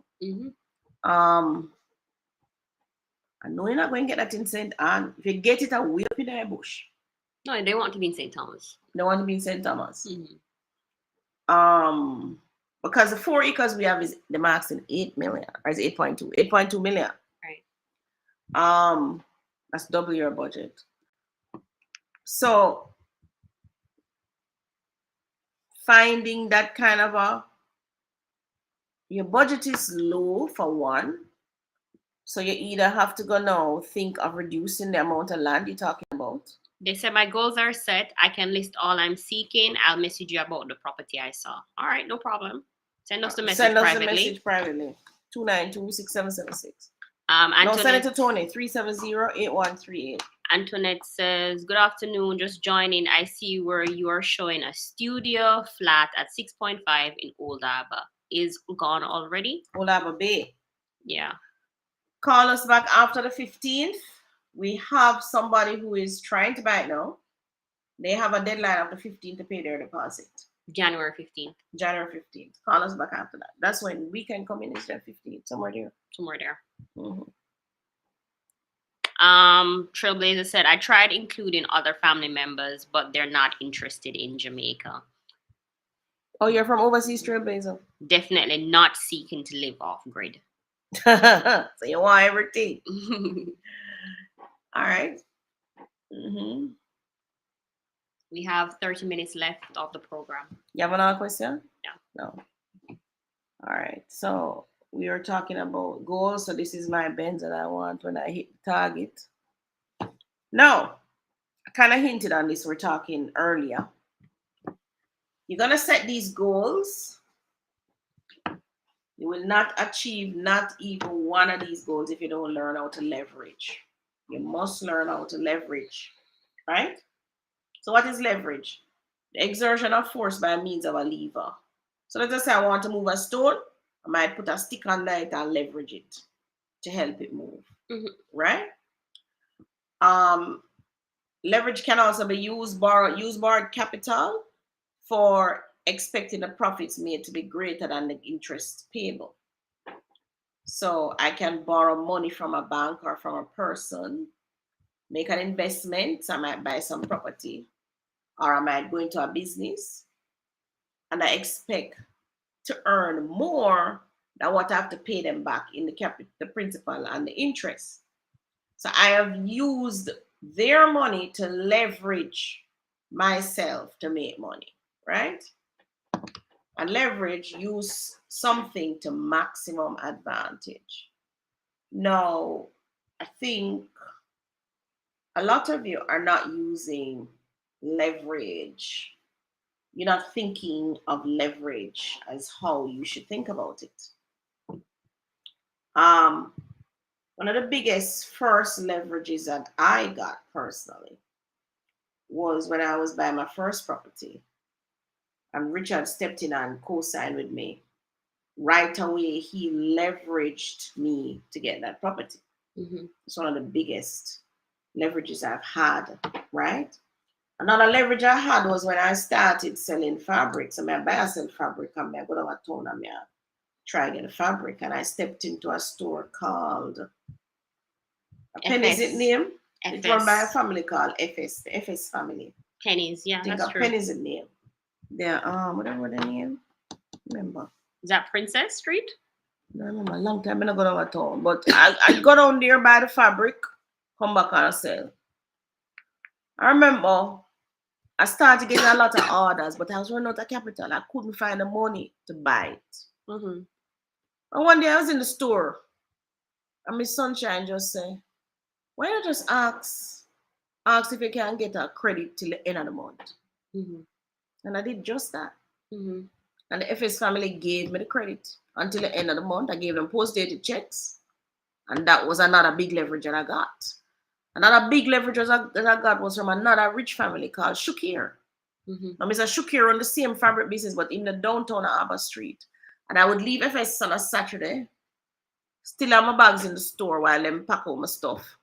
I walk down the road and I look for another merchant them store. I book up in a Shukir store down on Arbor Street. Mm-hmm. I went in there and I kept looking, and almost every sat them in the man's store. I look, I'm not buying them. He used to sit down up at the top and up on a platform. You know the Chinese them do it, but Shukir is like a Syrian. We call a Syrian at Jamaica. And one day him come down and him say, I notice you in the store every week. But what time you still see you buying anything? And I say, Mr. Shukir, you know, sir, I can't sell them. He was selling some dresses plus fabric. And I said to him, say, you know, sir, I can't sell them dresses here and the fabric, but I don't have the money for buy it up front. Mm-hmm. Him say, so how you do it? How you plan? So what you do? I'm gonna tell him, say, Mr. FS of a pennies, give me take the post-dated checks from me. I'm gonna pay him and then go through every month. And him say, okay, you can do the same thing here. That was the next biggest leverage I got. And because they leveraged me, I was able to expand my business just like that without going to a bank, without borrowing from anybody, or without doing anything like that. And I can give you numerous stories where I have been leveraged. Yeah. Right? Numerous. No. You have to understand. You have to learn to work with people to leverage you, institutions, and the universe. Now, out of all of this, the biggest leverage that you can get is people. Yeah. People have the information, they have the ideas, they have the know-how, and they have the willingness to. And they have the willingness to help you. I'm surprised they said no family member want to join. They have the willingness and they want to help. But sometimes it's really not. Sometimes it's not family too. Who gives you the leverage? Give you the leverage. No, there's not family give you the leverage. It's other people, right? Yeah. But you have to leverage, guys. You alone don't have. So I'll give you an example. Some of you listening to me, if you're in Jamaica, you want to buy a house, but you're not paying any taxes. Mm-hmm. You're not registered with the National Housing Trust, but you want to buy a house. Now you plan to save up to buy this house. I wish you luck. You cannot save to buy a house. Not in Jamaica's real estate market. I don't know if you can do it anywhere else. But I know for sure, positive, that on your little 95 salary, hustling here and there, you will not be able to do it.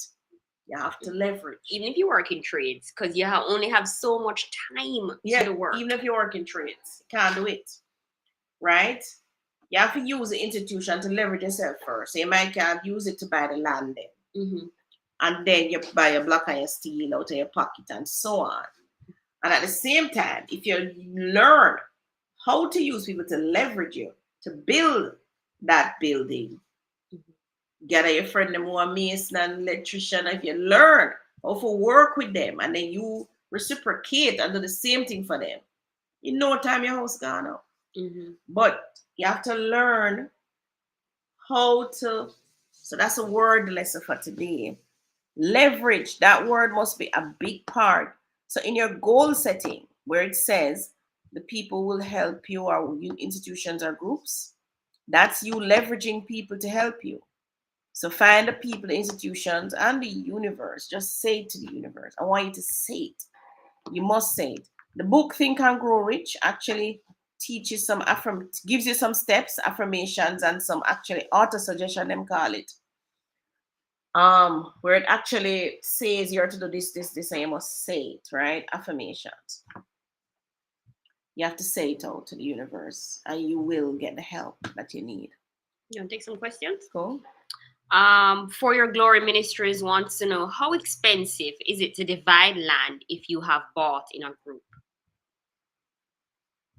Depends. I can't answer that. It depends on how much land you're subdividing. Mm-hmm.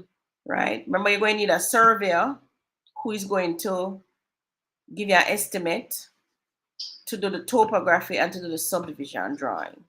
Mm-hmm. Do you have any ballpark figures? No, that I can't tell you. When I did one in Mandeville a couple years ago, mm-hmm. I think at that time that surveyor charged me $40,000 per lot. That was just a surveyor. Mm-hmm. Is it still roughly that? I don't know. I don't think so. It can't be that now. I thought about maybe 6 years ago. I know, but didn't you get some new prices for the new one? No, not yet. No. Those are coming yet. So you're gonna find that. So what you can do is just ask a surveyor to tell you, to give them the size of the land, and ask them how much, tell them what size you're cutting it up in, if you're cutting it up in quarter, half acre, whatever, and ask them how much per lot he would charge. You're also gonna have the government fee. Now, the government fee is not that stringent. You can call it the parish council. They're going to give you a formula. Like them, I'm going to say, where it go again? Oh, gee. Call up one day, I don't remember it go now. Them like them, I say, 180,000 times the amount of lots times a percentage. Like them, I say 0.05%. But the thing is, every parish council is different. Yes, every parish council is different. So you have to call the parish council that you're in. So there's 3 places they have to call. They have to call a surveyor to get the prices. They have to call a government agency to work that out. And you have to call the titles office for the cost to transfer. We don't worry about the titles office yet. You don't worry about the titles, you don't reach us yet. Mm-hmm. Don't cross, a lot of persons want to jump over the bridge before them reach it. Don't do that. So you make the first jump, which is to buy the property, right? Mm-hmm. That's the first jump. Fine. Do the next one now, which is the surveyor, and find out how much you submit it to the parish council. That's your next jump. Mm-hmm. So when you do the survey and then you get it at parish council and it approved, then you do the next jump, which is to develop the land. So you might need road and those things like water. And then when you do that now, then you do the next jump, which is to go get the splinter title. So congratulations, you actually buy with somebody. That's good.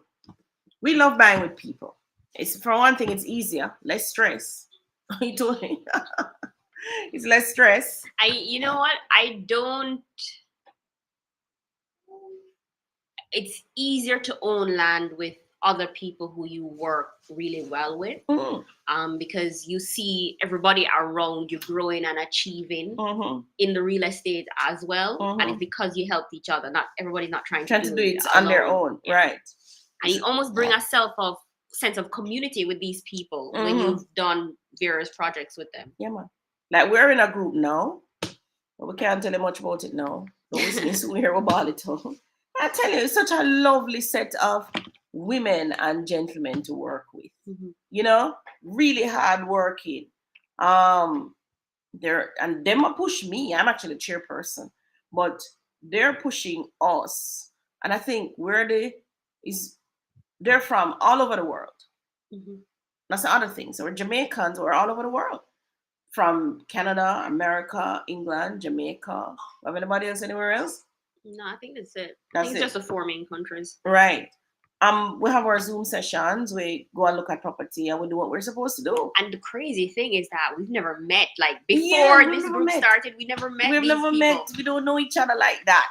But there was just this energy and everybody clicked and we want to do this and we're going in the same direction.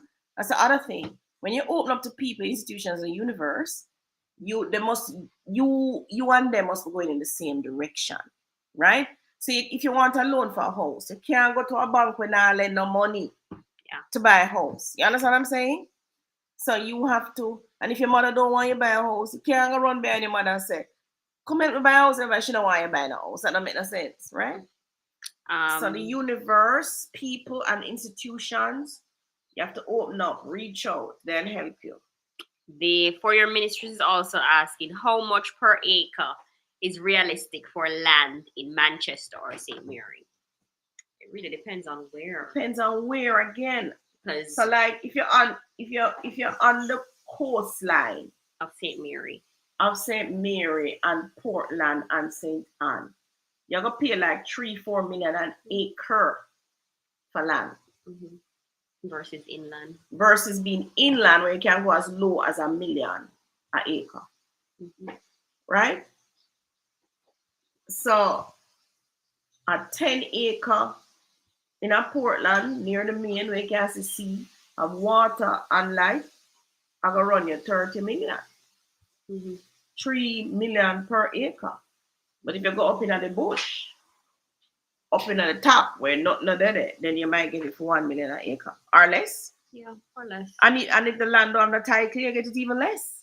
Or access to services. You get it even less. It really depends. As I tell you, most Jamaicans live on the shoreline, right? So the lands are more expensive along the shoreline. Up in the hills, the lands are cheaper. It just depends on how. Like we personally, we don't want to go up in the hills. We want to hang out on the shoreline. Velma says, Happy New Year, ladies. Are there any properties for sale in Richmond, Coolshade, or the Crest? One was there for 50-something million. What's your budget? What's your budget, Velma? One was there for 50-something million. We can actually go to the screen afterwards. We finish? T. Burrell says, Good afternoon, ladies. Can I get a loan to put on my roof, even if I don't get the title for the property as yet? No. You need a title. The banks don't let you know the title. Wait on the title and then you approach. Nels Photo says, Happy New Year. Glad to have you guys back. Future says, I want to purchase an investment property, but I'm self-employed carpenter. I make good money as a subcontractor. My accountant reduced my income to a minimum. Do you think I can get approved? No. What? No. Why not? Why your accountant reduce your income to a minimum? You must show your income. That's the only way the bank is going to give you how much they think you're valued. Remember that the how much you get is dependent on how much income you're showing. Yeah. So if you show a little bit of money, say that you earn, why you make the accountant reduce it? Why? If you earn the money, just pay the taxes on it and move on. Future says, must also mention I have a mortgage payment already. Future. It's Future on the mortgage. Yeah. Future, do not let your accountant reduce your income.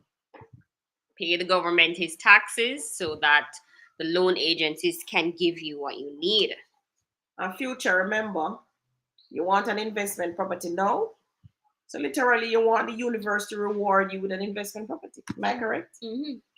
But if you don't reward the universe with your earnings and give back so that the government can have hospital and schools and roads and these things, I must say it's a reciprocating thing, everybody.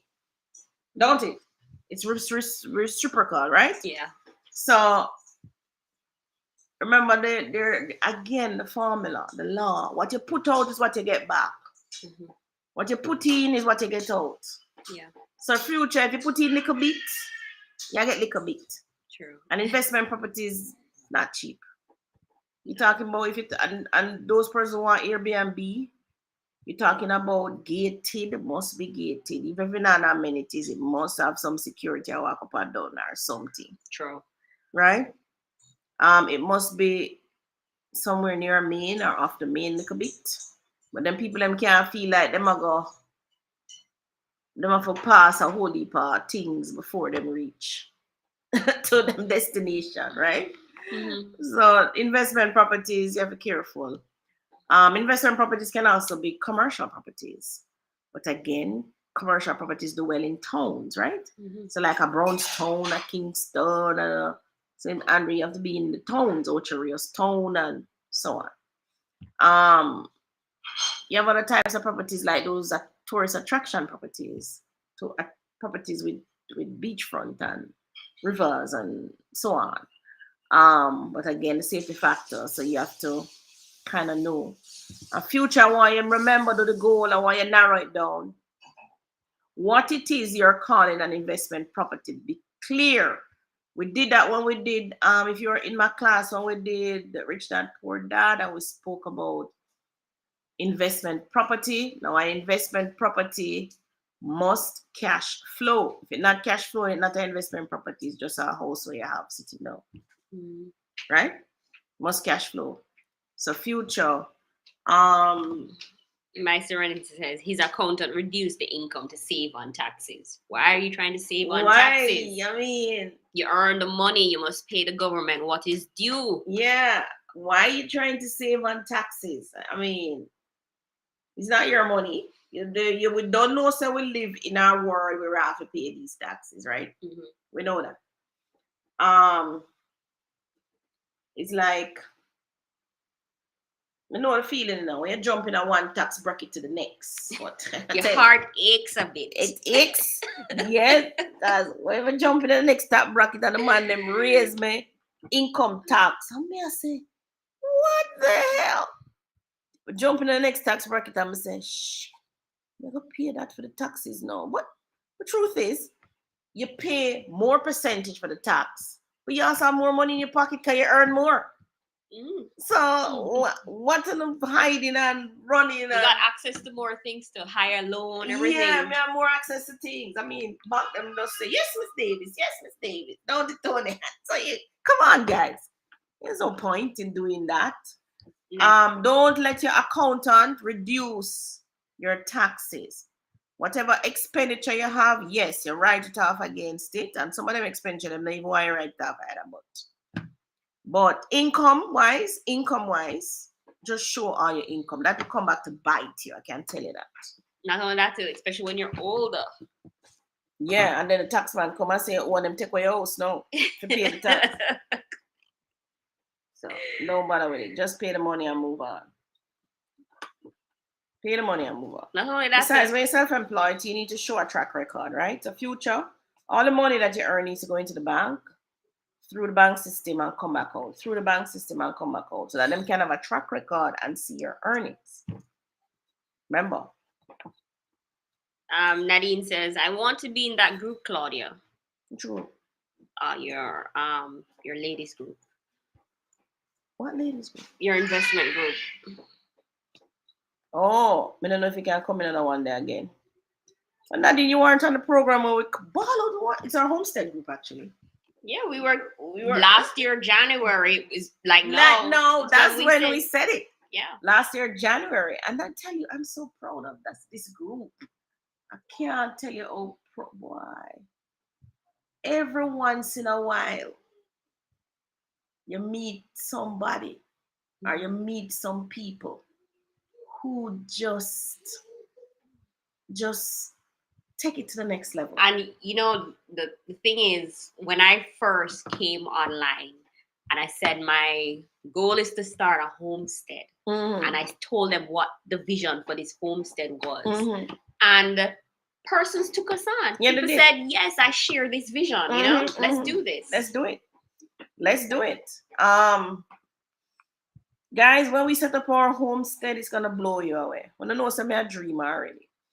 But having brought on other persons, because everything not in my brain, having brought on other persons, it now takes on a whole new life, a whole new magnitude that no one person could possibly execute. And what I like too is that because we have so many persons in this homestead, it keeps the energy alive. It keeps the vision going. Yeah, we just keep pushing, and you're gonna see it. So we have some more questions. Maybe I have other I've seen other investments that I'm in so many investment groups already. I think this homestead one is gonna be my last one. Tony, we can't manage. My Serenity is asking, can land without a title be sold? Sure. Where is the land? I'll probably buy it from you. You have to explain to them. Like, you'll need to have a. You need to show how you came by the property. What's it called again? It's just called how you came by the property. So suppose your No, grandfather. what do you call it? Common law title. What's it called? No. Just common law title is when you have a conveyance to say, I, John Brown, sold it to Tony and Dietrich, right? Right. But some persons don't have that. What they may have is longevity on the land, and they're paying the taxes. Mm-hmm. And it was them father who was on it for 30 years before. Sorry. And he paid the taxes, and then them live there now this length of time and them paying the taxes. So as long as you can show some history of how you came on this land for the past 30 years, you should be able to cancel it. Yes. Okay. As a matter of fact, I think we're doing something now that will allow you to be able to put up those properties. Velma says she has 40 million to spend on the Richmond. It's kind of a small budget. That's a small budget for Richmond now, yeah. Tony, you can bring up a Richmond. Hold on, let me see. What other thing you wanted to share with them? No. Oh, the number lesson for today. All right, Velma, we soon look for a Richmond. I'll show you what's there. A part of what I earn is mine to keep. I found the road to wealth when I decided that a part of all I earned was mine to keep. Richest Man in Babylon, George Clason. That was a lesson. That was a book we were doing last year. Richest Man in Babylon. Those of you who read the book should have gotten the lesson. This is the first lesson that the book teaches, that a part of what you earn is yours to keep. What does he mean by that? Every single dollar or cent that you earn, you are to keep some of it. Some persons have this bad habit of the money drop in your bank the 30th of December. Mm-hmm. And by the 2nd of January, you have zero. Finish. You pay the mortgage, you pay the landlord, you pay the bills, you pay Johnny Carly and say, oh, I want to borrow, you get Johnny. The man said this, and you see the lady come around and sell some clothes, and you all trust it out before you even get the pay. So the lady take your money before you even get the paperwork fee, right? Those kind of habits have to stop. You're not going to work with these financial goals that you're trying to set, right?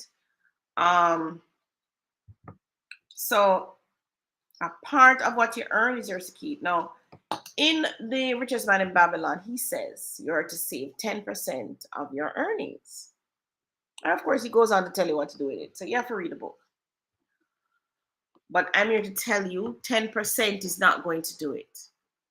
You must get to the stage where you are keeping for yourself, not for your kids or your husband. You are keeping 50% of what you earn. So if you're earning 200,000 now, you must be keeping 100,000 for yourself for the investment that you must put in. Because that money that you're saving is for the investment that you're going to find down the road. Can't do it without it, right? Mm-hmm. So those of you with bad habits, that's another goal. That's probably one of the goals that you need to set financially to understand that a part of what you earn is mine to keep. And he, as he says, he found the road to wealth when he decided. It's a decision that you have to make, that you're going to keep, right? Now, when I was running around with my juggling, eventually what I did, so The Richest Man in Babylon, I read the book in 1988, right? I was at my little stuff envelope job. And by 1990, I bought a property, the first property I bought. You can do the maths and you see how old I was, right? A part of what you earn is yours to keep. You have to hold that back for yourself, as that is what will make you do the investment. You can't just collect the money and give it to Tony Ann. Mm-hmm. Collect the money and give it away. Some of you are giving it away before you even get it. Is it the same book that said pay yourself first? No, that's basically what it is. Mm-hmm. Pay yourself first. Richest Man. You don't read the book yet, Tony? I do, but I've read a lot of books. I can't remember if it's that book or if it was Rich Dad Poor Dad who said pay yourself first. No, this man is the one who came up with it. The book was written years ago, literally years ago, right? So you have to remember to do that. All right, so Tony Ann has a featured property for you. You want to do the featured property and then we'll get to the rich one? Sure.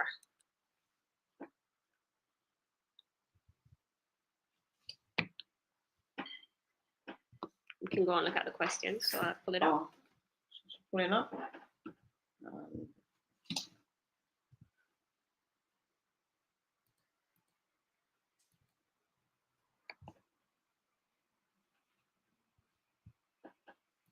So GCG wants to know, what does the group invest in? We only invest in real estate.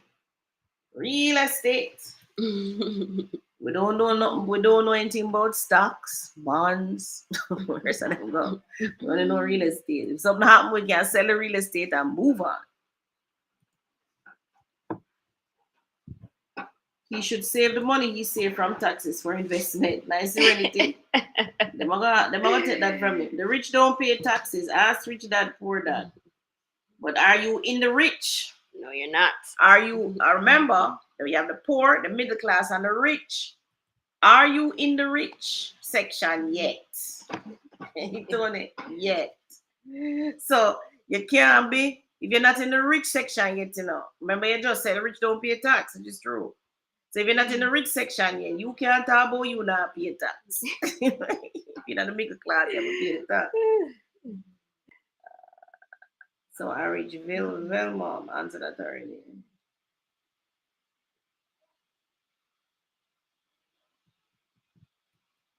So Future says he does Airbnb with his property in Toronto, looking to add another in Jamaica. All right, Future, good. You have to have somebody out here to manage Airbnbs. A lot of moving parts with it. When the people move out, you have to make sure that the place is taken care of for the next person coming in. You have to have the host and all of that, right? Right. And you have to be there. Somebody has to be there for the emergency calls. Like we used to do it. When the water pipe break and this up and the light shut off and oh my God, drama. Hi ladies, a good idea to purchase land through the bank. Of course, Tina. Why not? Use a bank to leverage it. So if you can't afford it on your own, then I use a bank to need money to buy land, of course. And I call it land banking. I'm in the process of submitting my plans to the parish council from the architect. What is the procedure after and during of time for approval submitting from outside? Usually it's 3 months. Your architect should liaise with the parish council to make sure that it is approved. Because if it's not approved, the drawing is of no use to you, right? Now remember, everybody, these drawings are only good for 6 months. So if you're not ready to build, not ready to do this house, do not do the drawing. Because it's only good for 6 months. After 6 months, you don't do the building, you have to resubmit it back to the parish council, get an extension for another 6 months. But it's only one extension you're gonna get. You get that one extension already, you have to go do the whole thing all over again. So if you're not ready for build the house, don't bother engage the architect or draftsman. All right. So to answer the question, what is the procedure after and during? So you have to you're from overseas, yes, outside of Jamaica. You can email the parish council. So when you have submitted the drawing, you're gonna get the number from him, right? Usually it's a number on a long number, that file number. Get that from him, and you can keep up to date by emailing them and so on. It's gonna take about 3 months. And I find the parish councils are very responsive. So you can call them on the phone and they will tell you where it reach and so on, right? I call them, I don't tend to email them, but if you're overseas, you can probably email them. And Nurse 76 said, wow, you're throwing your accountant under the bus. That's illegal to reduce your taxes. It's not the taxes that reduces the income. For your viewer, I would love to buy land with a river on it, but don't know where to look. What do you mean? I'm gonna look for land with river today. I love Riverdale all over Jamaica. Yeah, but like he said, where to look. It's Where? kind of like, unless you know exactly where the rivers are, it's kind of hard to know where land is with the river. But you drive past the rivers all the time. Yeah, but which river have you driven past? What do you mean? We recently? drive past the river to the whole entire junction of a river run through it. Oh yes, it does. Yeah, from what's the name? We used to go over a picnic, Kessiton Garden. Mm-hmm. Right through the whole of junction, right. Have you through. seen land in Castleton for sale though? Yes, just something I want to like Kessiton. I don't like how it like the road. I want to put a big name. Like Junction? No, junction on a big name. I want to put a big name like Port Maria. Come on back to saying. Come out round to Portland or go the next way. Ocho Is there a river behind Ocho Port Rios? Maria? All have 8 river in Ocho Rios. Oh. River they all boat. You know, short river. Jamaica is a land of wood and water.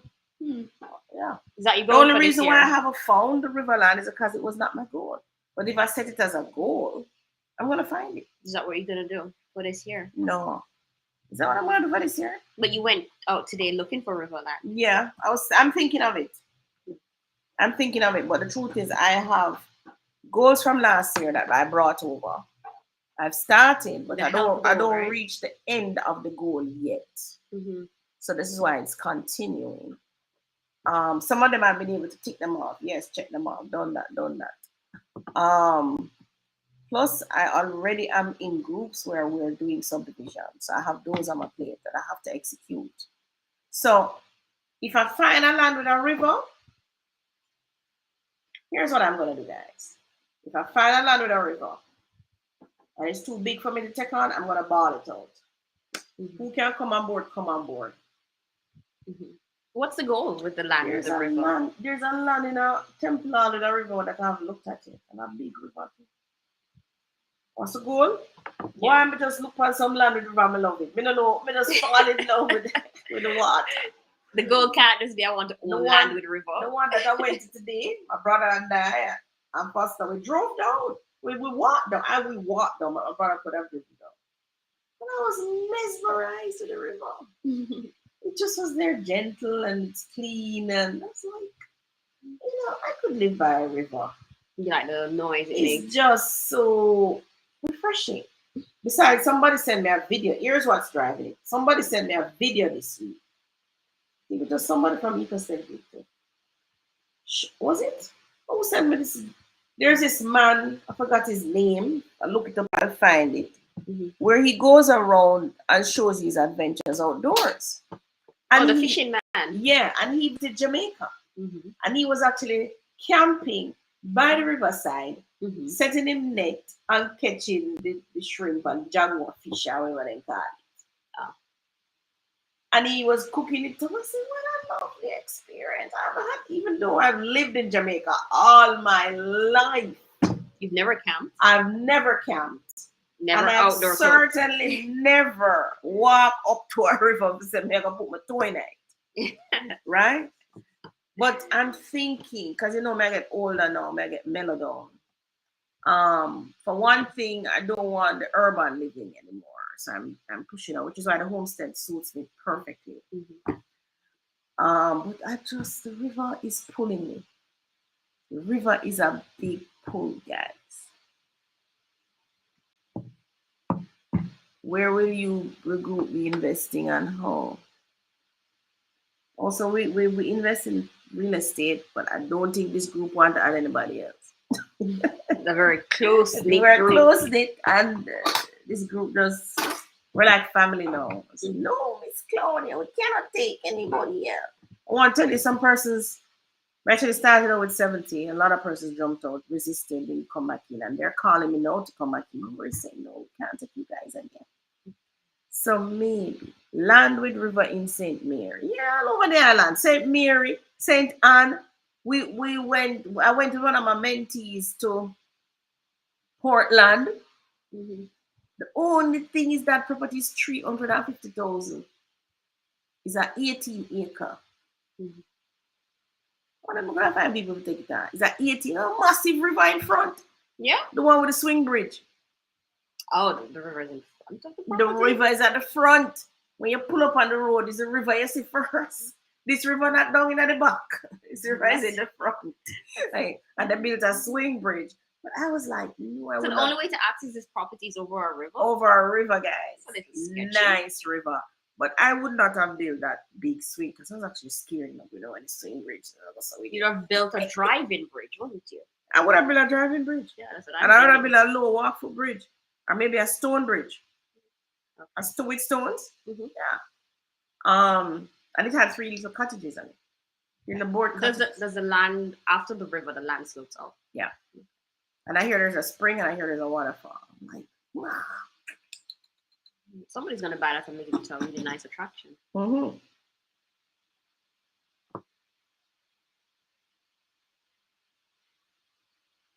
Landwood River Inn. This land was secluded and beautiful. It is Shauna. Shauna? Shauna. This is Shauna? I don't think that's our Shauna. Reputable Airbnb management companies. T. Johnson. What you have to do is go on to Airbnb. Look to see which hosts have a whole heap of properties. Usually they're a management company. Yeah, those are the management people. So just go on and you will find them right there. So, all right. Pennies or Cloth World. It was Pennies. Pennies is the name. They must change their name now. No, they're still Pennies. I think so. It's still Pennies. No, I haven't been downtown. I realized, read that, Tony. I realize real estate agents don't always get to view land with you. They just send you the address. They don't come. Yes, I'm in the Riverland, Miss Claudia. Yeah, we usually don't go with people to see land. They'll give you the pin and the directions and you go have a look at it. She says, "You're Shauna. I will send a listing to you." What's your Shauna? I don't know if it's or Shauna. Or Shauna. She says it's your Shauna. All right, so you're going to send me a listing with a river. All right. There's a development land called Becca in St. Mary that has beach view and sea view. Beach view? Beach view? Beach view. Mean it's on the shore? Mean it's on the shoreline? I mean beach view. Mean you can't see the beach? Yes, it is. Oh, that's Shauna. Oh, hi, Shauna. It's our Shauna. It's our Shauna. Okay. Beach view and sea view. Why? Last year we ball out some one land with sea view. The amount of sea view land will come one day. I tell you guys, don't be afraid to cry out to the universe of what you want, right? It's there. It's wide open in front of you. When you see it, don't be afraid to jump up. Just take a leap of faith. And the thing too is, when it comes to your real estate goals, if the goal is very specific, you know when you found it. A lot of purchasers spend a year looking, and they're like, "I can't find anything." But that's really because they don't know what they want. They don't know what they're looking for. Yeah. But if you are specific and you know what you want, you'll see it. You will. You will see it. All right. You have a feature property, which is, where is this? Emerald Estate. Oh, Tony's gonna share her link. To those of you who want to know, this is the time to register. If you're not paying the taxes, ask Tony to help you to get on the Jamaica tax portal. Right. I'm actually helping persons for the month of January and February. Yeah, extended to February. Why? Let them jump on January. Those who she helped 1-2 years ago, them are buying real estate now. So you guys can sit there and waste time. Not waste time. Right. So if you're Jamaican, you're self-employed, and you haven't signed up yet for your taxes, I'm helping persons for the next 2 months. And so you can fill out my intake form, and then I'll get back to you in terms of what it is that you need to do to get registered. So this is the Emerald. Right. This is the Emerald. It has a sea view from the side. Right. So like if you're in the bedroom. Village kind of moving slow though, why? Yes, because we are live streaming, so we're using up the bandwidth available. Oh. So this one is furnished. You can make arrangements for the furniture, but so this one is used for Airbnb. Mm-hmm. So this is on a complex called Emerald out in St. Mary. It's a 2-bedroom, 1-bathroom home. These ones are the ones built by Chemtech, and you know Chemtech now they're actually out in Old Harbor building the same similar type of homes.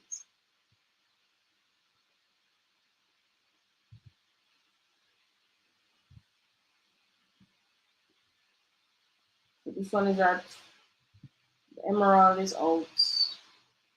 Here's the corner again. Just before you reach Mango Valley Road.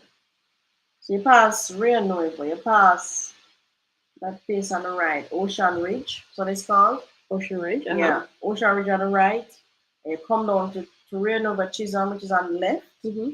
And just as you pass Railway Chisholm, you see this high-rise apartment complex, and these houses are in there. Mm-hmm. That's the Emerald. Okay. So is anyone looking to do Airbnb? This property can be done, and it's at a cheaper price point than say a Richmond or a Draxall Manor. About 180,000 US, and of course you can negotiate the price.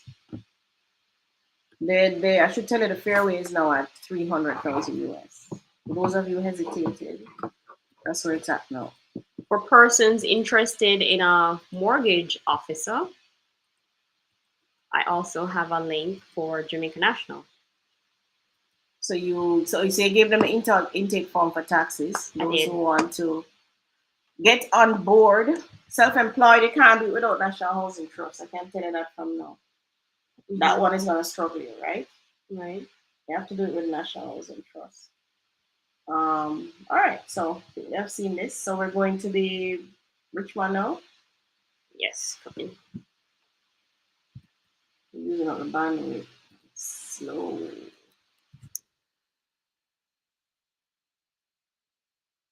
Also, our property coming out in Kingston, Glenhaven, is it? Glenhaven, yes. Glenhaven, that one is coming out soon. We also have one coming out in Westport, that's in Portmore. Actually waiting on evaluation on that one. Hopefully we can get those two out this week.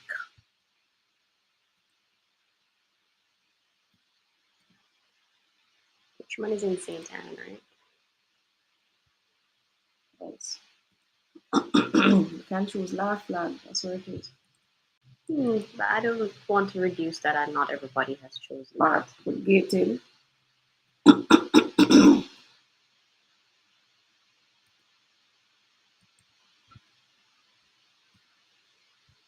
It's 3-bed.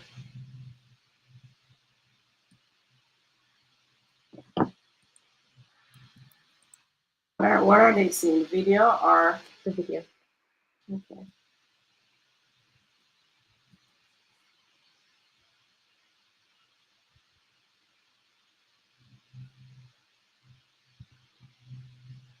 No, I need to put for sale. It's vacant later. For sale.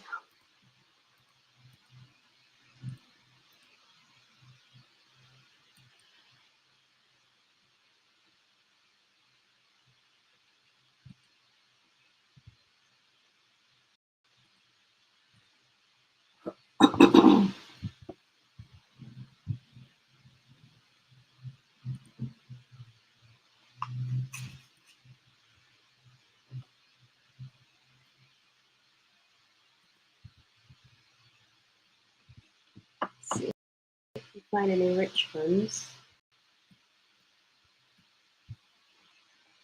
Motorist country clubs are now at 37 million. Scroll down. For the budget of 40 million, this is another option. I doubt you can get a rich one now for 40 million. Let's see. Those just skyrocketed. Not seeing any. Ah, see one here? 57 billion. 30 days on the market. It's the only one here.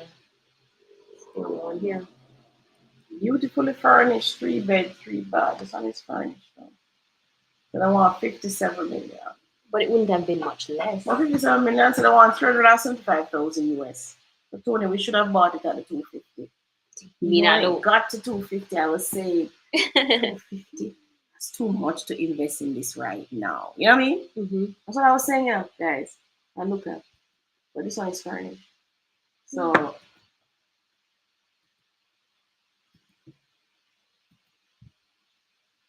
it looks very familiar though. It's nice. oh, it's nice to furnish. Yeah. And the everything matches, which is nice.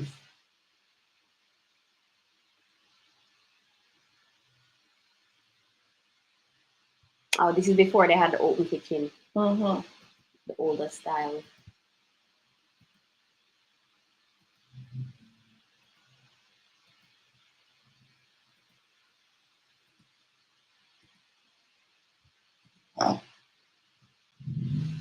Oh, they changed the shower.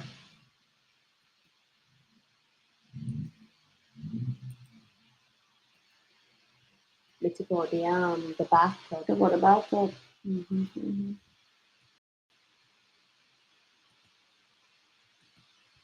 Mm-hmm. So this one is furnished. Did it say furnished? Or is it beautifully furnished?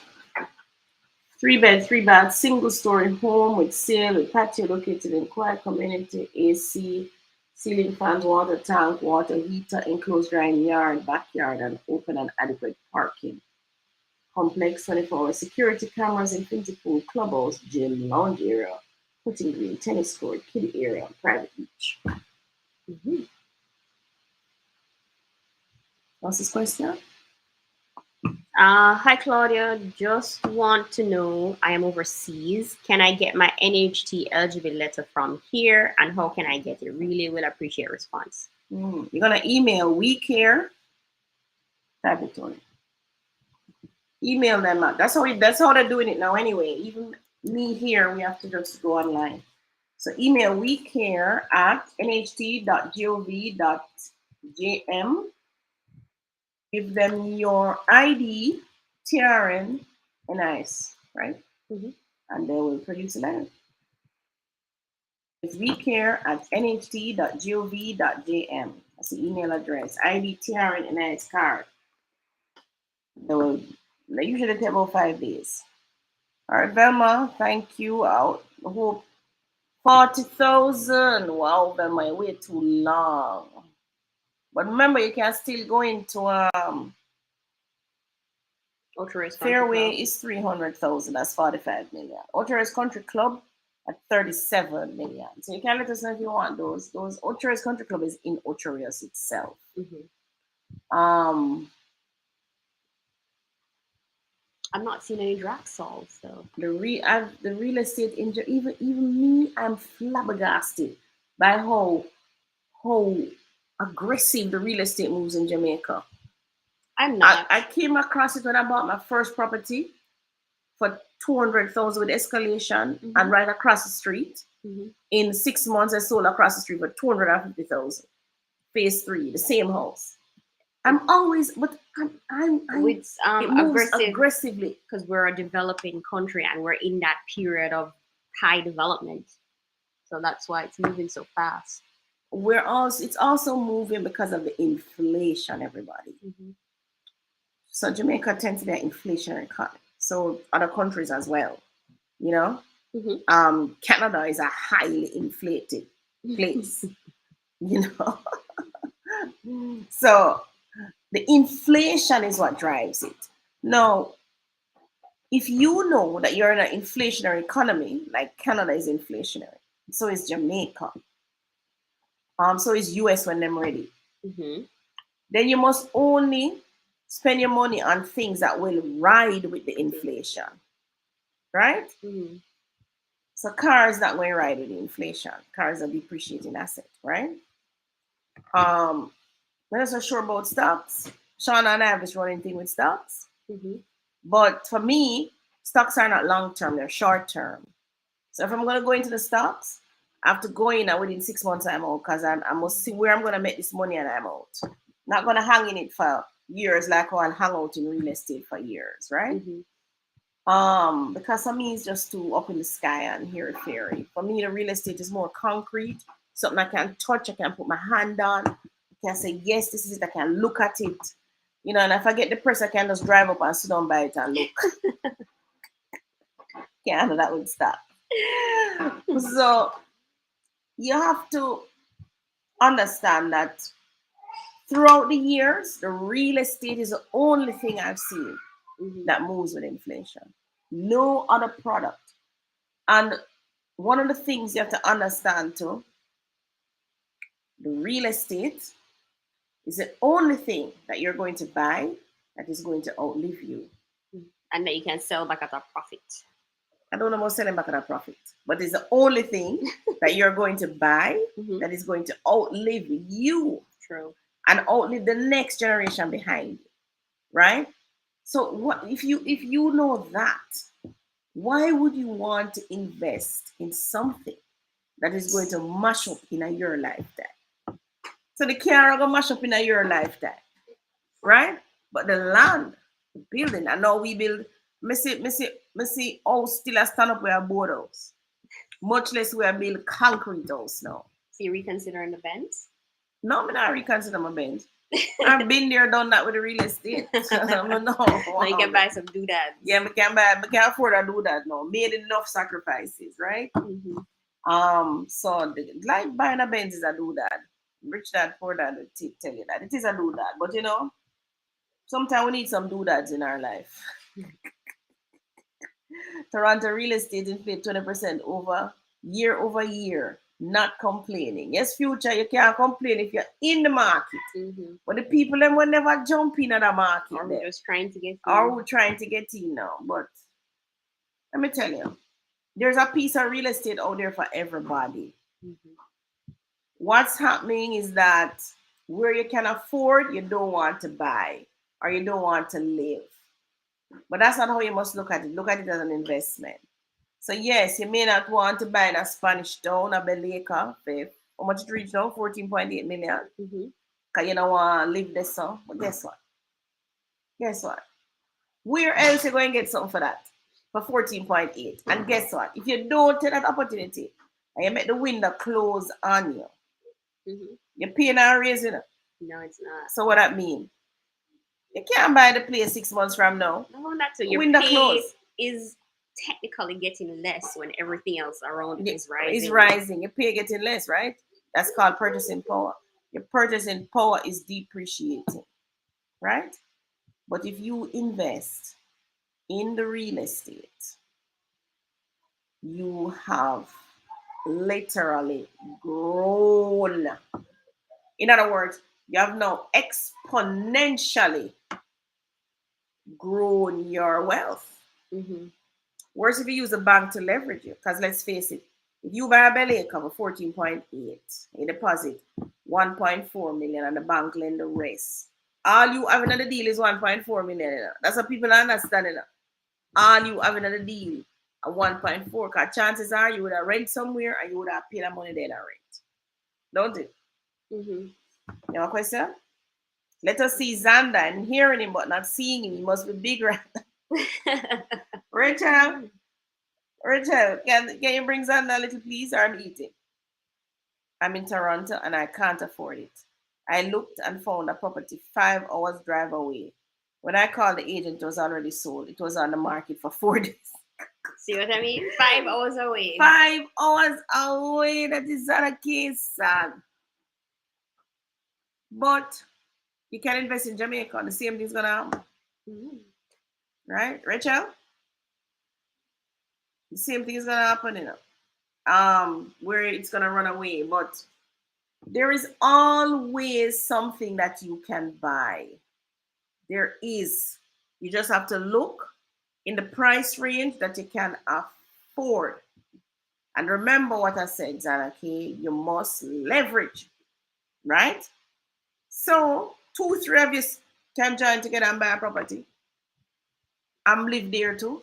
But the market is really quick exploding in Canada if a property that's 5 hours away from the town center is selling in 4 days. Canada is an anomaly though. Well, Canada has immigrants. Yeah. Lots and lots of immigrants. So it's not just Canadians that are trying to buy. You have a lot of new Canadians that are trying to purchase as well. Right. And the demand is there. Definitely. And Canada is a new young country too, just like Jamaica. No, it's not. Coming up, Canada and you are young. No, No, haven't their immigration been like recent? Canada Like is maybe not the new. next 20 years, last 20 years, Canada not new. has exploded. And Canada aggressively recruits people, right? Mm. They do that aggressively. Rachel, is that coming? Oh, Changing name. changing name. Oh, yeah. Canada definitely recruits persons to come, right? Mm-hmm. So their market will definitely. I was there in 2010, and houses, townhouses were selling for like 280 in Brampton. Them they must reach like 700 now, 1,000. I should have did buy one in 2010 20. I didn't like them though. All of them cookie cutter, them look the same way. It's not about what you like. Yeah, it's not about the what you investment. like. It's about the investment. What you can afford. Mm-hmm. But to think that if you work in Toronto and have to purchase a property that's 5 hours away, it's rough. 5 hours. It's not even like driving to St. Anne because it takes us an hour and a half to drive to St. Anne. That's like driving to Westmoreland every day for work from Kingston. But Westmoreland is only 3 hours away. That's what I'm saying. That's rough. No, I don't think she would drive. I think she probably rented out the place, right?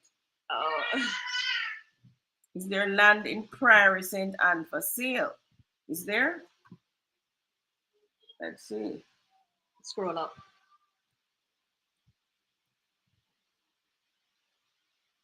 Prairie St. Anne. Let's see. Is that already St. Anne? Yes. Hi, Claudia. Where could I get land to live in Jamaica? Leave? To live, mostly. Or lease? Say that again, Sonia. I don't see Prairie. What Future says townhouses in Toronto is 1.2 million. Whoa. When did it get there? Nobody saw that coming. Dwayne says, yes, Tivoli for 5.5 million is a good buy if you're born there. What's the nearest place to Prairie? Prairie's not there? No, that is the Laughlands is near, and St. Anne's Bay is near. St. Anne's Bay. What you want to? A lot? Just says land. Maybe development land. 0. Would you recommend? My preference is somewhere along the beach. What beach? To do what? Where? That sort of saying 0, Take out the 3 bedrooms, 3 baths. Oh. The beach is nice except when a hurricane comes. Take out the 3 bed, 3 bath. We actually looked at some beach property in Portland. And I loved it. I was very excited about it. But then, see there on the right. Where is it? On the right. Where? Right here. Oh. But then when I came back down to reality, I said, when I'm near the beach, in the hurricane leak, not nice. You doing it? How often does a hurricane hit, Mom? Maybe every 4 or 5 years, I'll lick you, strike you. Napa Heights, this is one that we have now. 12 million in Napa Heights, quarter acre. Sussex, 15 million. That's up in St. Anne's Bay. Draxall Estate, 26 million as a half acre. Great River Avenue, Draxall Estate again, half acre. 55 million is a half finish house. Richmond, Sam Clark, Laughlin, 76. That's 200 acres. That's 200 acres though. Choco Cove, 1 acre in Choco Cove is 138 million. And Liberty Hill. So basically we don't have nothing but so. Xander, say hi. Don't grab anything, all right? All right. Big boy. Yeah? You excited? Both of us fighting a cold actually. You excited? What is it? What you want? What you want? Say hi to everybody. Say hi. Say hi. Look. Hi. Yes, say hi. You have to look right there. Say hi again. You say hi. Say Say hi. hi to everybody. Hi, everybody. Yay. Say hi. Right. Good boy. Good boy. Good job. Hmm? Hi. So Xander's my little walker in the morning, you know. He walks right around a block. Hold on. What? Hmm? What? Hmm? What? Xander? What are you looking What at? you looking at? Looking at my lipstick? What? Yeah, she look pretty though. Is that? First you see the lipstick, but you mesmerize. What you mesmerize, man. Until it look different, don't it? We look different?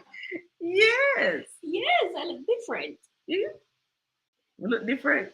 We're speechless though. Lipstick. Yes. Say hi to everybody. Hi. Yes. Yes. Yes. Yes. Yes. Yes. So Xander is such a happy baby. Run up and down. Peekaboo. Run up and down. Hmm? And in the mornings he helps me to water my flowers. Must video it.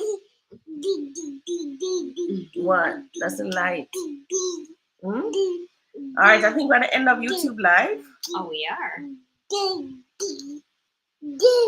Land to lease, we hardly get, well, there's most of the farmers who roll with land to lease. So if it's for farmland you want, yes, but I always say to people, buy, please, just take a little loan from the bank and buy the place. Yeah. Take the little loan and pay a little. What is it? You saying hi? Yeah, you saying hi? You saying hi? You see yourself? Yeah, you see yourself? Hi. All right, everybody. Thank you so much for coming. Thank you so much for coming on. Xander is saying hi. Nobody can see Xander. Hmm? To them seeing you there now. So clap and say hi now. Yeah, clap and say hi. Yes, good boy. Good boy. Yay. Yeah. Big baby. Big baby. Who is a big baby? You. Hey, clap. Clap. All right, tell everybody bye now. Bye. Say bye. Bye. Yeah. Join us next week for YouTube Live. Live. So next week for YouTube Live. Xander, next week for YouTube Live. Yay. All right.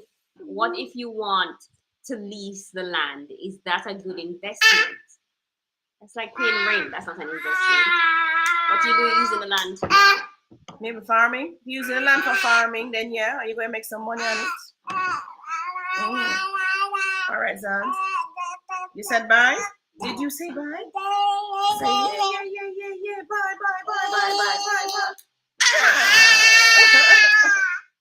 Bye. All right, everybody. We have to go now, but we see you next week. All right. I remember to go through the goals and set your goals and send them to us. 370-8138 or 876-292-6776. Send us the goals. Bye. Bye, everyone. Bye. See you next week. Bye, Future. Xander. No, don't want to hold it. Tired. Come back his mommy. Mommy Rachel. Come for Zan. Bye, everyone. Don't touch anything there, Xander. Whoops. No, move your foot from there. No.